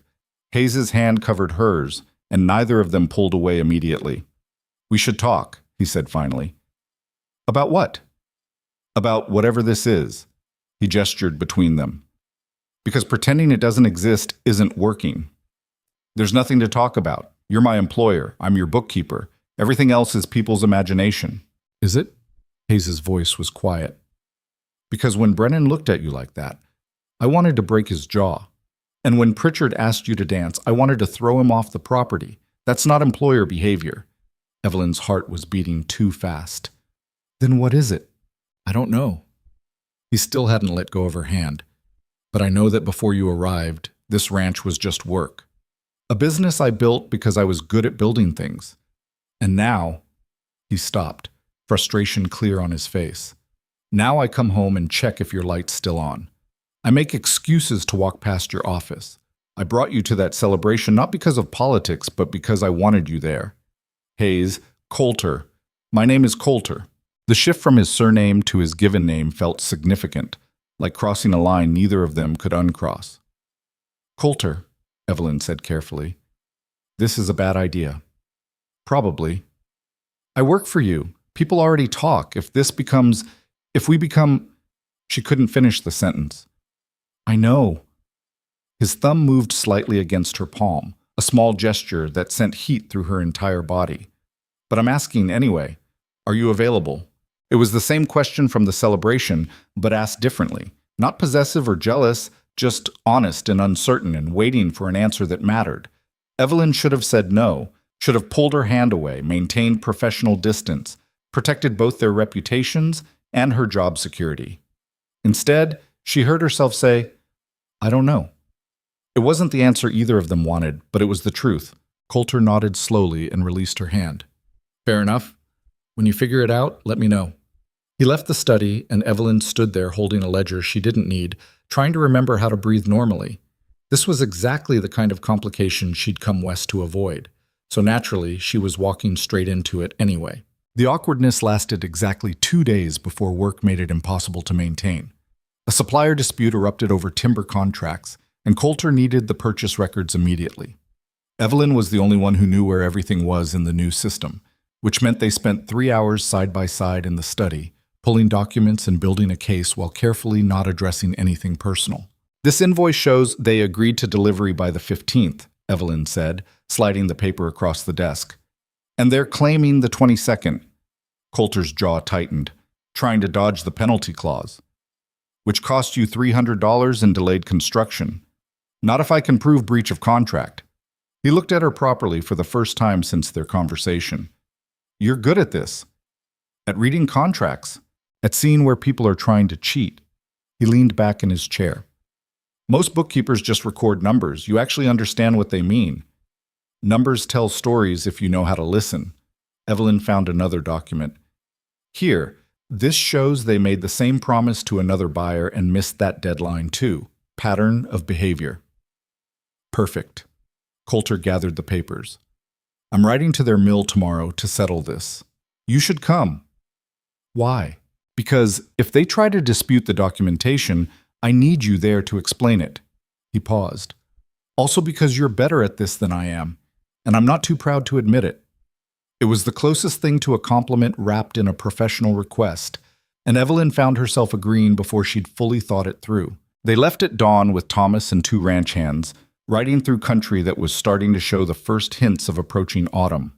The aspen leaves were turning gold in the high valleys, and the morning air had a bite that promised winter wasn't far behind. The mill sat 3 hours northwest, operated by a man named Garrett, who ran a legitimate business except when he thought he could get away with cutting corners. Coulter had dealt with him before, apparently, and the relationship was professional but not friendly. Garrett was in his office when they arrived, a cramped room above the mill floor that smelled like sawdust and old coffee. He looked up when Coulter entered, and his expression shifted from welcoming to wary. Hayes, didn't expect a personal visit? Didn't expect to need one. Coulter dropped the contract on the desk. You missed your delivery deadline by a week. Per our agreement, that's a $300 penalty. Now hold on. We had equipment problems. That's not our fault. The contract doesn't include exceptions for equipment problems. Coulter gestured to Evelyn. Miss Hart, would you explain what Mr. Garrett agreed to? Evelyn stepped forward, keeping her voice professional. Section 4, subsection 2, delivery shall be completed by the 15th of the month, with penalties of $15 per day for any delay, not to exceed $300 total. There are no provisions for equipment failure, weather, or any other circumstance. The deadline is absolute. Garrett's eyes narrowed. Who are you? The bookkeeper who actually reads contracts. Look, Miss Hart, was it? You don't understand how things work out here. We have informal arrangements. I understand that you signed a legal document and failed to honor it. Evelyn pulled out the second piece of evidence. I also understand this isn't the first time. You made an identical promise to Morrison Ranch 4 months ago and missed that deadline by 9 days. The color drained from Garrett's face. How did you? Public records. Morrison filed a complaint with the Territorial Business Office. She set the document on the desk. So either you pay Mr. Hayes the penalty you agreed to, or we file a similar complaint and you explain to every future client why you can't meet deadlines. The silence stretched. Garrett looked between Evelyn and Coulter, clearly trying to figure out if this was a bluff. Coulter's expression gave away nothing. He just stood there with his arms crossed, letting Evelyn handle it. Fine, Garrett finally said. 300. But this is the last time I work with Black Hollow. That's your choice. Coulter accepted the payment Garrett counted out with obvious resentment. But you might want to consider meeting your deadlines instead of burning business relationships. They left Garrett glaring at his desk and rode back toward Black Hollow. About an hour into the return journey, Coulter pulled his horse alongside Evelyn's. That was impressive. That was just preparation and documentation. That was you backing a man twice your age into a corner using nothing but facts. Most people can't do that. He studied her. You ever think about doing more than bookkeeping? Like what? I don't know. Negotiations, contracts, business development. You've got the mind for it. I have the job you hired me for. Jobs can expand. Coulter looked ahead at the trail. Black Hollow's growing. I'm getting offers for partnerships, mining interests, railroad deals. I need someone I trust to help evaluate them. You trust me? The question came out before Evelyn could stop it. With my accounts, my contracts, and apparently my reputation. He glanced at her. Yeah, I trust you. It was the most direct thing he'd said since their conversation in the study, and Evelyn felt something warm settle in her chest that had nothing to do with the afternoon sun. I'll think about it, she said. That's all I'm asking. They rode in comfortable silence for a while, the tension that had existed between them since the celebration finally easing into something that felt almost normal. Not quite friendship, too much was still unresolved for that, but something better than the awkwardness of the past few days. When they stopped to water the horses, Thomas approached Coulter with news that made his expression darken. Cooper sent word. There's been trouble at the north pasture. What kind of trouble? Fence cut, cattle scattered. Tracks suggest at least 4 riders. Coulter swore quietly. Rustlers? Cooper thinks so. He's already got men tracking them, but he wanted you to know. How many head did we lose? Maybe 20, hard to count until we round up the scattered ones. 20 head was several $1,000s worth of cattle, and from Coulter's expression, it wasn't just about the money. It was about someone thinking they could steal from Black Hollow and get away with it. Tell Cooper I want whoever did this found, Coulter said, his voice carrying the kind of cold authority that made even Thomas look nervous. And when we find them, we're not asking polite questions.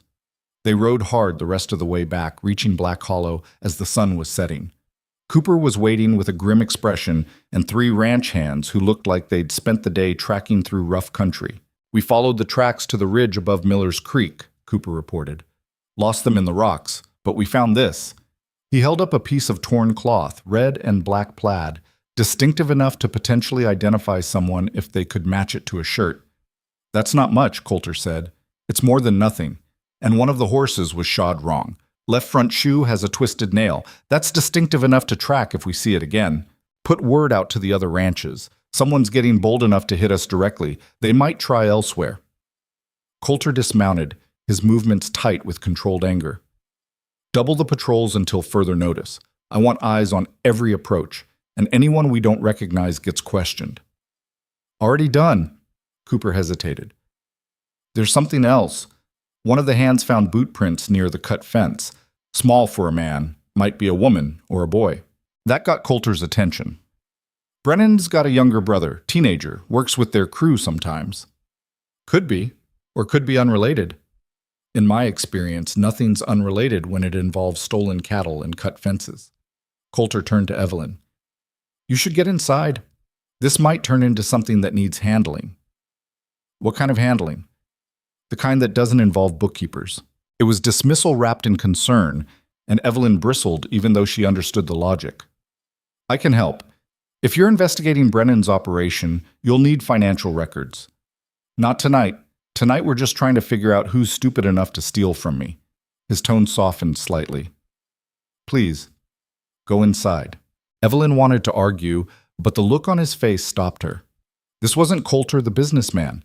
This was Coulter the rancher dealing with a direct threat to everything he'd built, and there was something dangerous in his eyes that she'd only seen once before, when he'd saved her from the outlaws. She went inside, but she didn't sleep. Instead, she sat in her room listening to the sounds of men moving through the yard, horses being saddled, and low conversations that carried the weight of potential violence. Martha found her around midnight, carrying tea neither of them wanted but gave them an excuse to sit together. "He'll be fine," Martha said. "He's dealt with worse." "I know, Evelyn stopped, unsure how to finish that sentence. "You care about him." "He's my employer. He's also a man who looks at you like you're the first real thing he's seen in years." Martha set down her cup. "And you look at him the same way, even when you're trying not to." "That's—" Evelyn wanted to deny it, but the words wouldn't come. "It's complicated. Everything worth having is complicated. Doesn't mean it's not worth pursuing. He hasn't pursued anything. He asked me one question, I couldn't answer it, and we've both been pretending nothing happened. Maybe he's waiting for you to decide what you want instead of assuming." Martha stood. "Just think about it. Life's too short and too hard out here to waste time pretending you don't feel things." She left Evelyn with the tea and too many thoughts to organize into anything coherent. 3 days later, the rustlers made their second mistake. They hit another ranch, smaller than Black Hollow, owned by a family named Patterson, who'd been struggling since drought killed half their herd 2 years back. This time they took 30 head and left a man with a broken arm when he tried to stop them. The territorial ranchers called an emergency meeting, and Coulter attended with Cooper and Evelyn, who'd been included because everyone suddenly wanted accurate counts of their cattle inventories. The meeting took place in Sweetwater's largest building, the meeting hall above the general store, and was packed with angry men carrying weapons and opinions about what should be done. Evelyn was the only woman present, which earned her stares she ignored. "This is the Brennan gang all over again," one rancher shouted. "We cleaned them out 20 years ago, we can do it again." "We don't know it's connected to Brennan," another argued. "Could be drifters, opportunists. Could be organized," Coulter said, his voice cutting through the chaos with quiet authority. Everyone turned to look at him.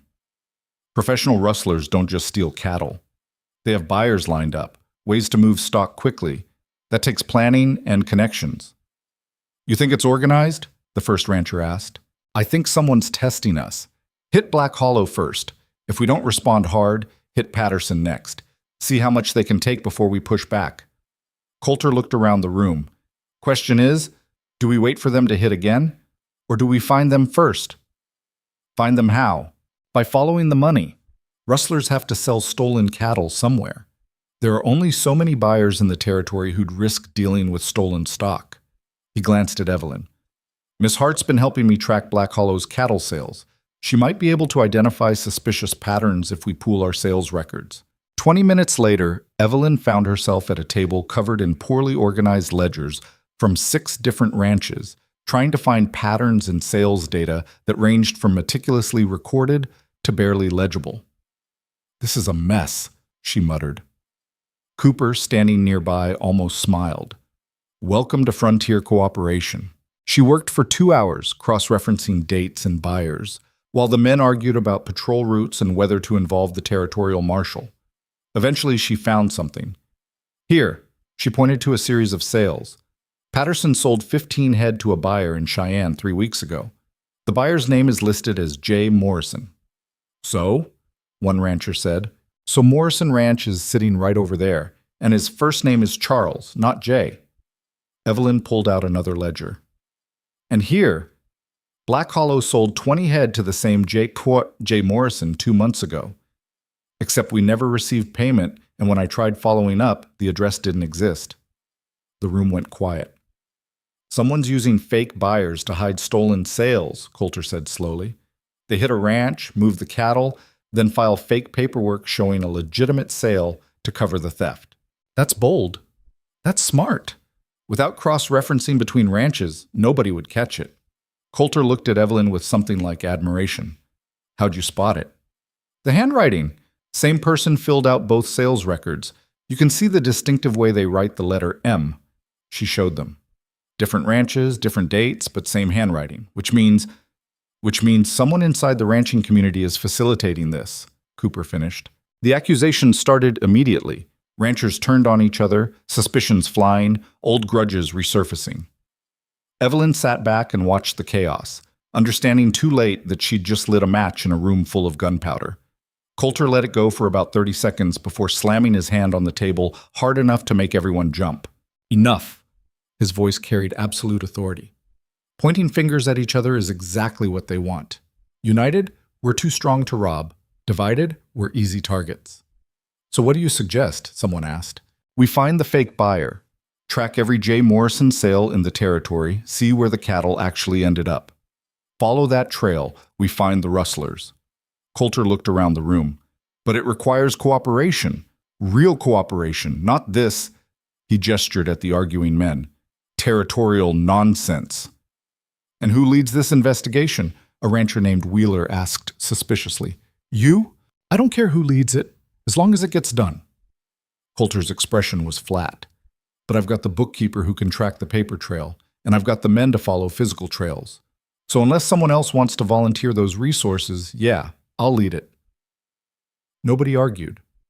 Whatever personal rivalries existed, Coulter's reputation for getting things done apparently outweighed them. The meeting broke up with an agreement to pool resources and share information, which in frontier terms was basically a miracle. Evelyn packed up the ledgers while men filed out, most of them looking at her with new respect mixed with uncertainty. You made some enemies tonight, Cooper said quietly. I found a pattern. That's my job. Your job's bookkeeping. This is investigation, and investigation makes people nervous. He helped her gather papers. Just be careful. Someone smart enough to run this operation won't be happy about you exposing it. That warning proved prophetic faster than anyone expected. They rode back to Black Hollow in the dark, Evelyn sitting in the wagon with the ledgers, while Coulter and the ranch hands formed an escort. About halfway home, one of the advance riders came galloping back with alarm clear on his face. Smoke, he reported, coming from the direction of the ranch. Coulter didn't waste time with questions. He just spurred his horse forward, the others following, and Evelyn held onto the wagon as Thomas drove faster than was probably safe on the rough road. They crested the final ridge and saw it, flames rising from one of the barns, bright orange against the night sky. Even from a distance, Evelyn could hear cattle bellowing in panic and men shouting. The wagon hadn't even stopped moving before Coulter was off his horse and running toward the fire. Evelyn jumped down and followed, ignoring Thomas's protest, because if the books were in that barn, she needed to know. The scene was controlled chaos. Ranch hands had formed a bucket line from the water trough, but the fire had too much of a head start. Martha was coordinating evacuation of nearby buildings, while others worked to move panicked horses away from the flames. How'd it start? Coulter demanded. Don't know, one of the hands gasped. We were in the south pasture, came back to find it burning. Anyone hurt? Not yet, but... The hand pointed. The tack room still got supplies in it, and if the fire reaches the hay storage... He didn't need to finish. A barn full of dry hay would explode, taking adjacent buildings with it. Coulter made a decision instantly. Everyone back. Let it burn. Focus on keeping it from spreading. Sir, the equipment can be replaced. People can't. Back. Now. They retreated, refocusing efforts on wetting down surrounding structures. Evelyn found herself holding a bucket, passing it down the line, her arms burning with effort. The heat from the fire was intense even at a distance, and smoke made breathing difficult. It took 3 hours to contain. By the time the flames finally died, the barn was a smoking skeleton, and everyone looked like they'd aged years. Coulter stood staring at the wreckage, his face expressionless but his hands clenched into fists. Cooper approached cautiously. We found something. What? Boot prints, same size as the ones from the fence cutting. He paused. And a piece of fabric caught on a nail, red and black plaid. The same fabric from before. Not a coincidence. A message. They're escalating, Coulter said quietly. First cattle, now property damage. Testing to see how far they can push. What do? We push back harder. Coulter turned away from the ruins. I want every man armed and on rotating watch. Nobody goes anywhere alone, and he looked at Evelyn. I want you to stay inside the main house unless absolutely necessary. I'm not hiding. I'm not asking you to hide.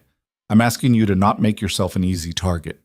His expression was harder than she'd ever seen. Whoever did this knows you exposed their fake sales. That makes you a problem they might want to eliminate. The blunt assessment sent ice through Evelyn's stomach. She'd been thinking about the investigation as an intellectual puzzle, not as something that could get her killed. I can take care of myself. I'm sure you can, but I'd prefer not to test that theory. Coulter's tone softened slightly. Please, just until we sort this out. Evelyn wanted to argue, but exhaustion and fear and the lingering smell of smoke made resistance feel pointless. Fine, but I'm not stopping work. Didn't expect you to. The next week was tense.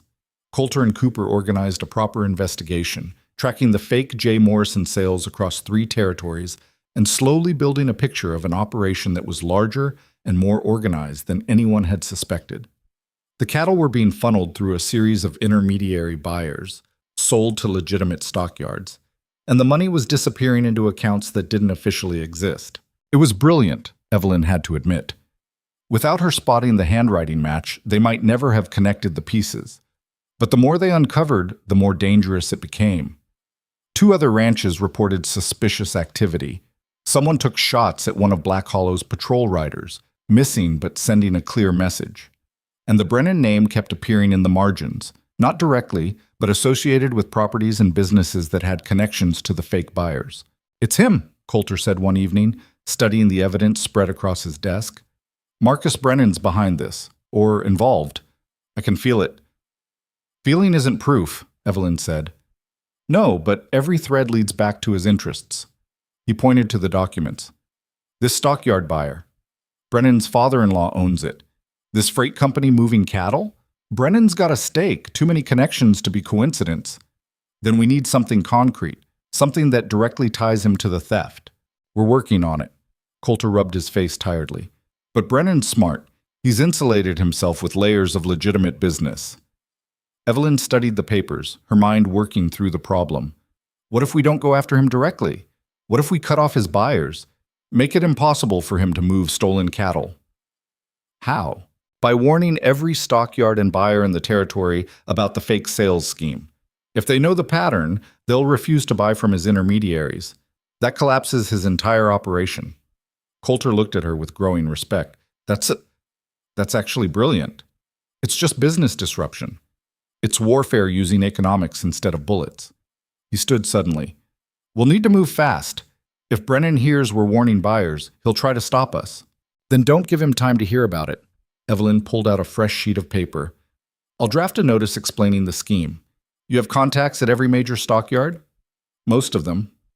Then we send riders tomorrow.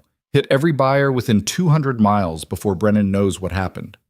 They worked through the night, drafting notices and preparing evidence. Somewhere around 3 in the morning, Martha brought coffee and looked at them both like they were insane. You're going to work yourselves to death. Better than the alternative, Coulter muttered. By dawn, they had packets ready for 12 riders. Coulter sent them out with instructions to deliver the notices personally and wait for confirmation that buyers had received and understood the warning. If this works, Cooper said, Brennan's going to be furious. If this works, Coulter corrected, Brennan's going to be bankrupt. Fury I can handle. The response came faster than expected. 3 days later, a rider arrived at Black Hollow carrying a message sealed with red wax. Coulter opened it, read it, and his expression went dark. What? Evelyn asked. Brennan wants to meet, tomorrow, in Sweetwater. Says we should discuss our mutual business interests before things get out of hand. Coulter crumpled the letter. He's threatening me. Then don't go. I have to go. Not going looks like weakness, and weakness invites more attacks. He looked at her. But you're staying here. Coulter, this isn't negotiable, Evelyn. The use of her first name made her pause. If this goes bad, I need to know you're safe. Please. The honest fear in his eyes decided her. Fine, but you're taking enough men that if he tries anything, you can handle it. Already planned on it. He left the next morning with 8 armed ranch hands. And Evelyn spent the day trying to work while actually just staring at ledgers and worrying. Martha found her around noon. He'll be fine. You don't know that.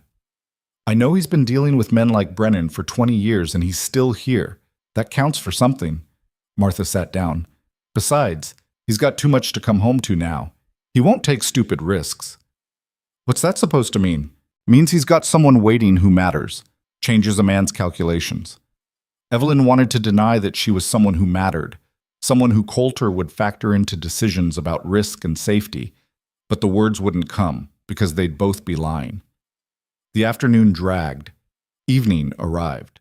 Sunset painted the valley gold and red and still no sign of returning riders. By full dark, Evelyn was standing on the porch, watching the road. Her stomach twisted with worry she couldn't quite justify. Then she saw them, horses moving fast through the darkness, too many to count immediately.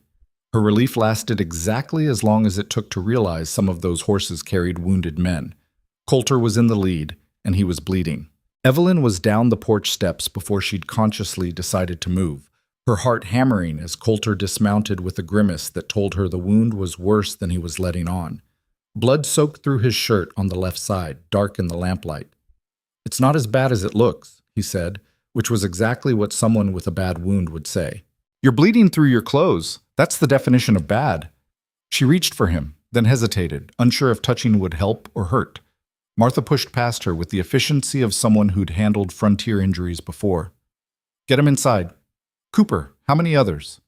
3 wounded, none serious. Brennan's men got the worst of it. That explained the tension radiating from every man in the yard. This hadn't been a meeting, it had been a fight, and from the looks of it, barely controlled. They got Coulter into the study and onto the couch before he could protest that he was fine. Martha cut away his shirt with scissors that appeared from nowhere, revealing a gash along his ribs that made Evelyn's stomach turn. "Knife?" Martha asked. "Bullet grazed me." Coulter's voice was tight with pain he was trying to hide. "Could have been worse. Could have been smarter and not gotten shot at all." Martha was already cleaning the wound with whiskey that made Coulter hiss through his teeth. "Evelyn, I need clean bandages from the linen closet upstairs. And bring the medical kit." Evelyn ran, grateful for something to do that wasn't watching Coulter bleed.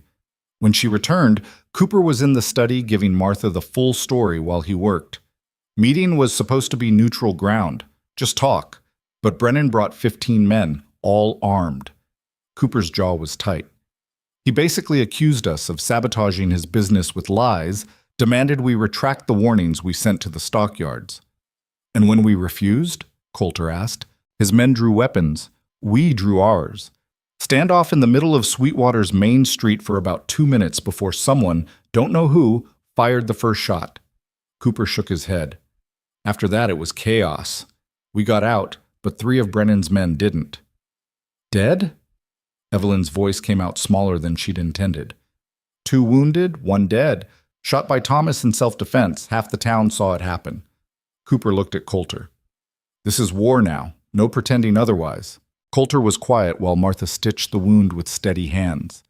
When she finished and stepped back, he finally spoke. "Get word to every ranch that cooperated with us. Tell them what happened and that Brennan's escalating. They need to be ready." He looked at Cooper. "And double our defenses. If he's willing to start a gunfight in town, he'll definitely hit us here. Already planned on it." Cooper hesitated. "There's something else. Before the shooting started, Brennan said something. Said he knew we had a bookkeeper who was causing problems, and problems have a way of disappearing in the territory." The threat hung in the air. Evelyn felt cold despite the fire burning in the hearth. "He threatened her directly?" Coulter's voice had gone dangerously quiet. "Not directly, but the meaning was clear."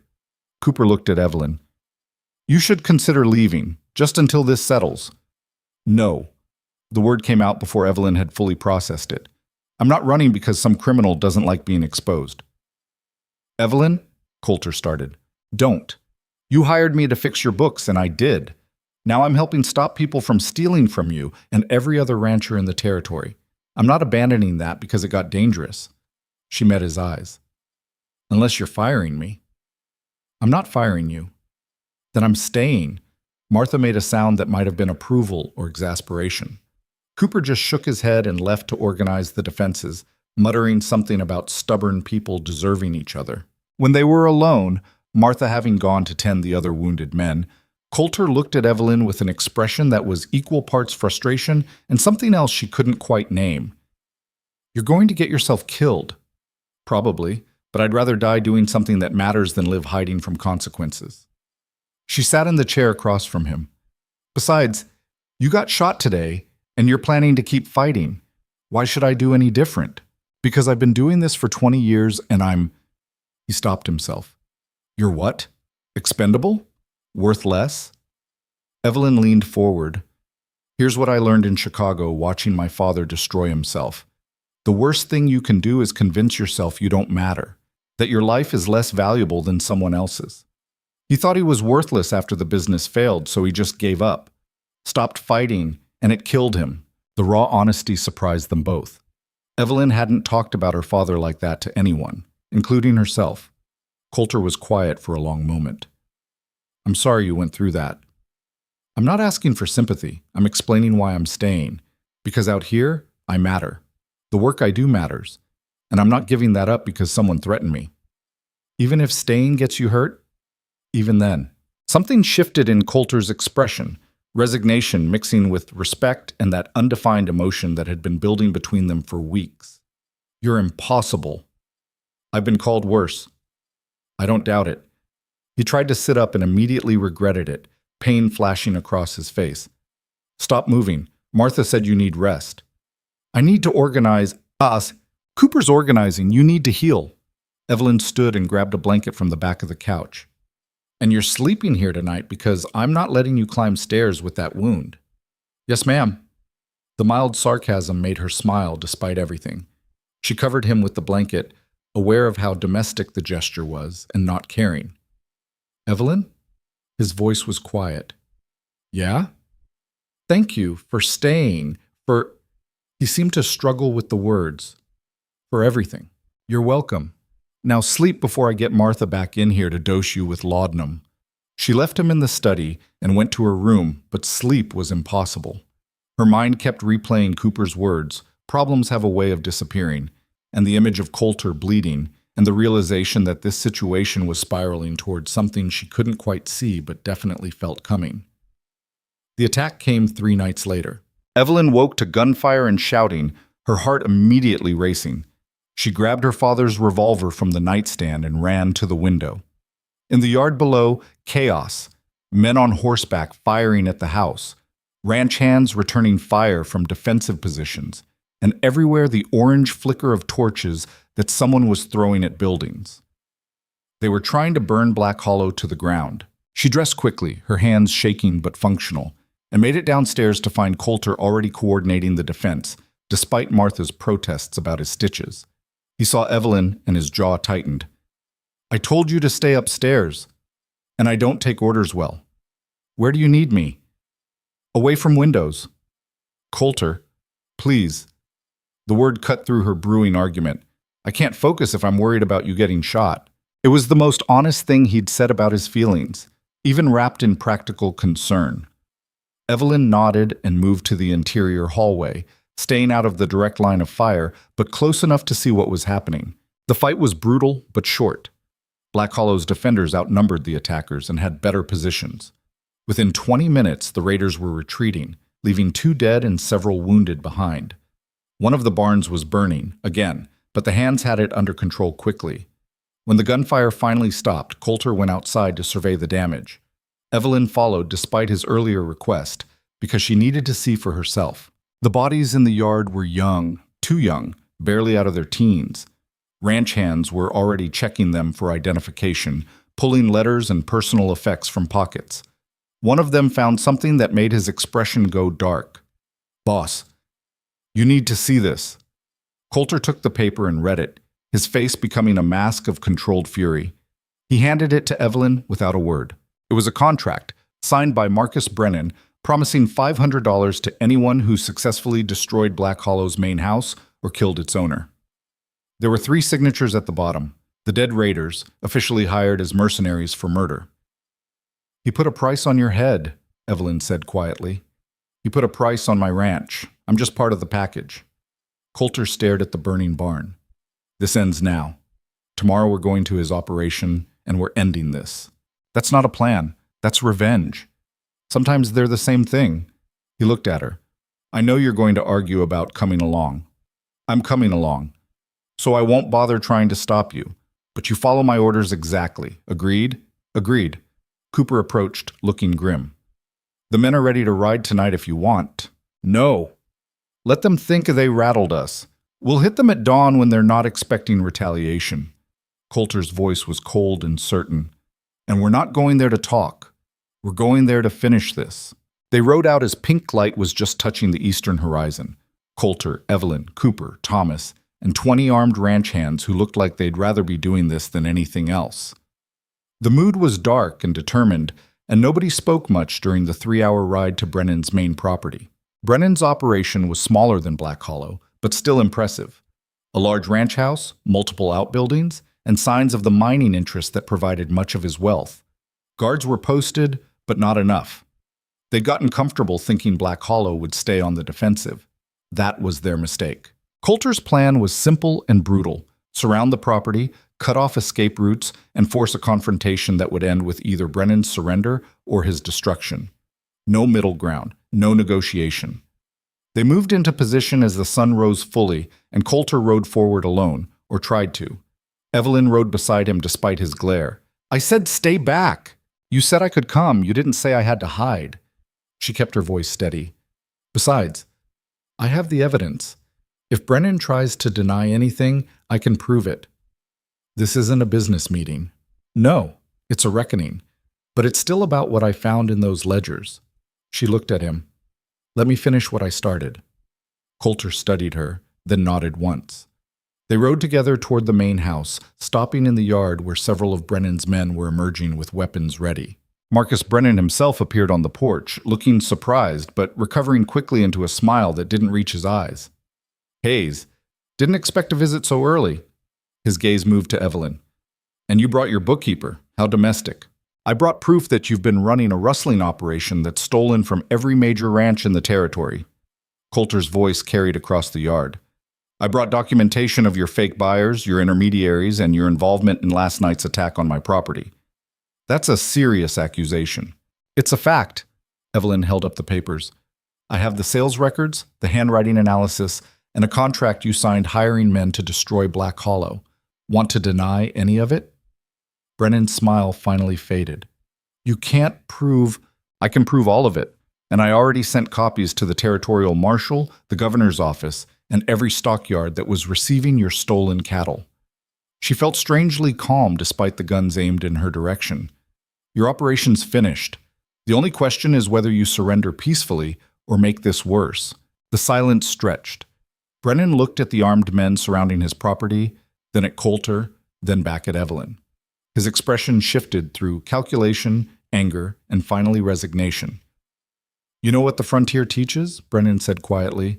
That everyone's got a price. I thought yours was money. Turns out it's something else. Turns out some people can't be bought, Evelyn replied. That's what makes you dangerous. Brennan descended the porch steps slowly, hands visible. Fine. You win. I surrender. But this isn't over, Hayes. There's always another play. Not for you. Coulter dismounted. Cooper, secure the property. Thomas, take Brennan into custody. And everything happened too fast to process sequentially. Brennan's hand went to a concealed weapon. Cooper shouted a warning. Evelyn's horse spooked sideways. And Coulter was suddenly between her and Brennan, his own gun coming up. The shots were nearly simultaneous. Brennan went down, blood spreading from his chest. Coulter stayed standing, but his left side, the same side with the barely healed bullet graze, was bleeding again, and his expression showed pain he couldn't hide. Coulter! Evelyn was off her horse and at his side before conscious thought caught up. I'm fine. He wasn't fine. He was swaying slightly, and his voice had gone tight in that way that meant he was hurting worse than he'd admit. Martha was going to kill him, if he survived long enough for Martha to get the chance. Cooper and the ranch hands secured Brennan's men, who'd apparently decided surrender was preferable to dying for a boss who'd just gotten himself killed. The property was under control within minutes, and Thomas was already organizing transport for prisoners back to Sweetwater. Evelyn got Coulter sitting down before he fell down, pressing cloth against the wound that was bleeding through his shirt again. You couldn't just let your men handle him, she asked, fear making her voice sharper than intended. He was drawing on you. He was drawing on both of us. Mostly you. Coulter's eyes were slightly unfocused. Couldn't let that happen.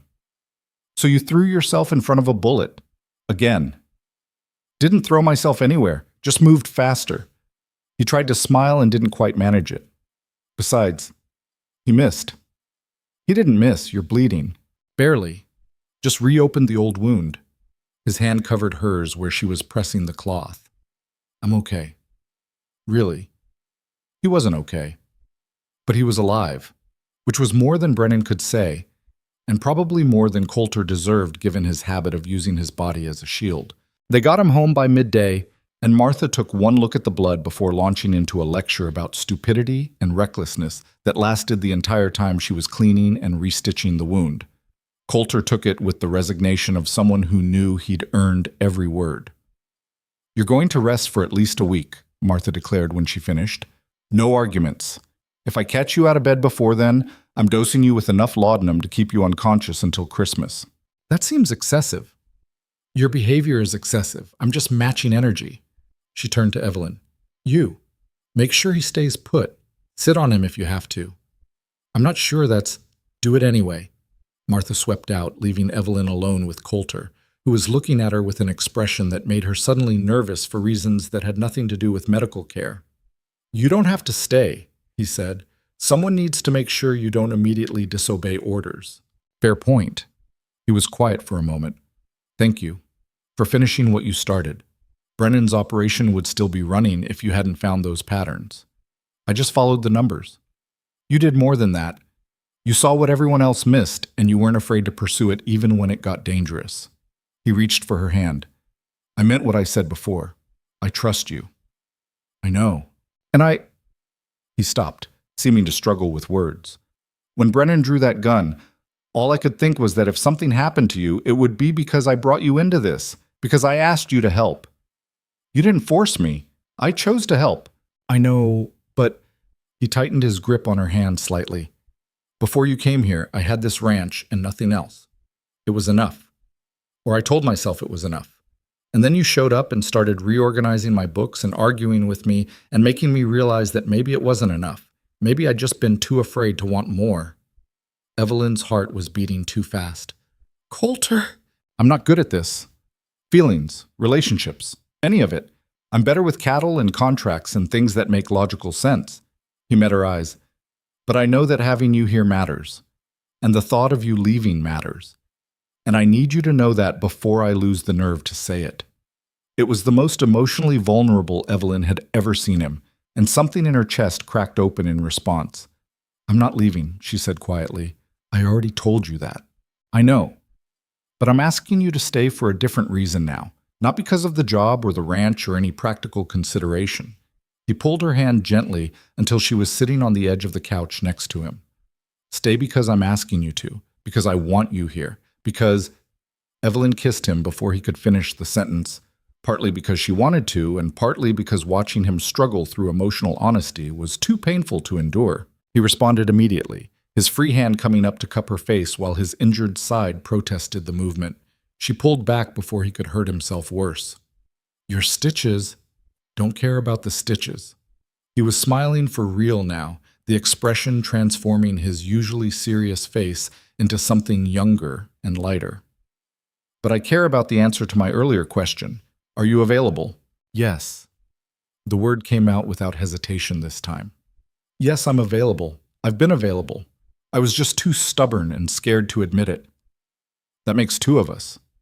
They sat together on the couch, her hand still in his, and Evelyn realized that somewhere between the ledgers and the investigations and the near-death experiences, she'd stopped thinking about Black Hollow as a temporary refuge and started thinking of it as home. Not the ranch itself, though she'd grown to love the valley and the vast empty spaces, but the man who'd built it and the life they'd accidentally started building together.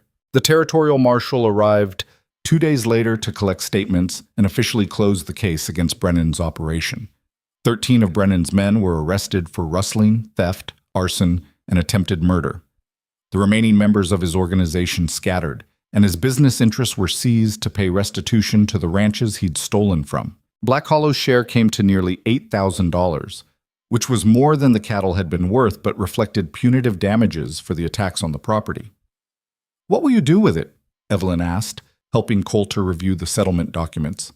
"Rebuild the barns properly. Maybe expand the herd." He looked at her. "And I want to establish a fund for frontier education. Teachers, supplies, maybe even a small school. The territory's growing. We need to grow with it." It was the kind of forward thinking that Evelyn had learned was characteristic of Coulter when he wasn't being stubborn or overprotective.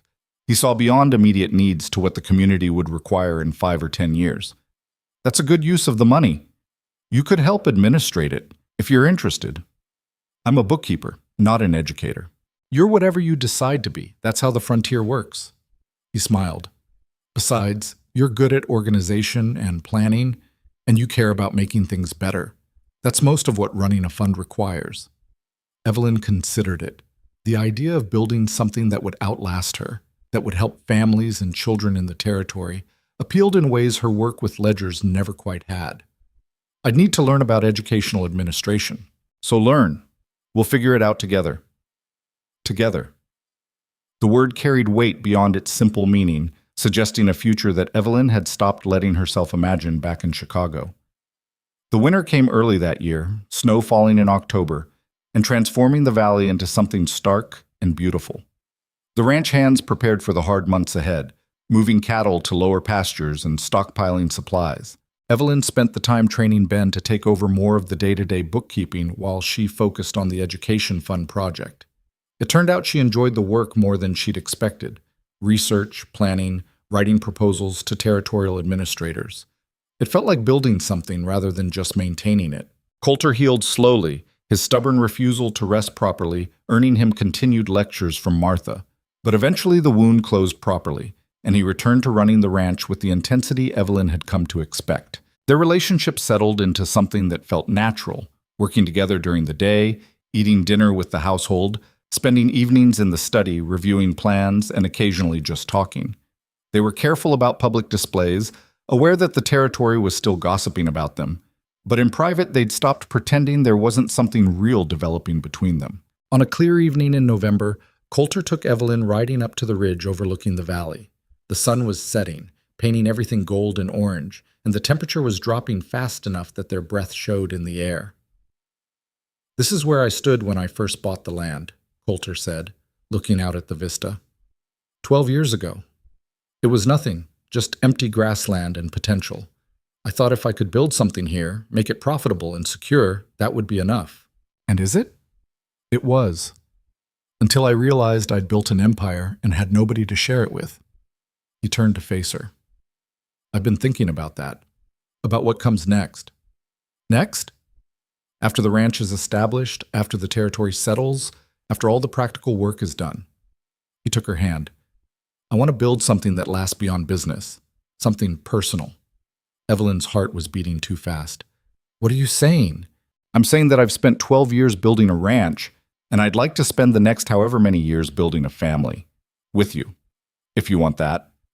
It wasn't a proposal exactly, or if it was the most pragmatic proposal in history, but it was honest and clear and entirely Coulter, which made it perfect. "I want that," Evelyn said. "I want all of it. The ranch, the valley, the completely impractical plan to build schools and raise children in the middle of Wyoming territory. All of it. Even though it's dangerous and hard and nothing like what you had in Chicago, especially because it's nothing like Chicago." She smiled. "Chicago was about pretending to be someone I wasn't. Here, I get to figure out who I actually am.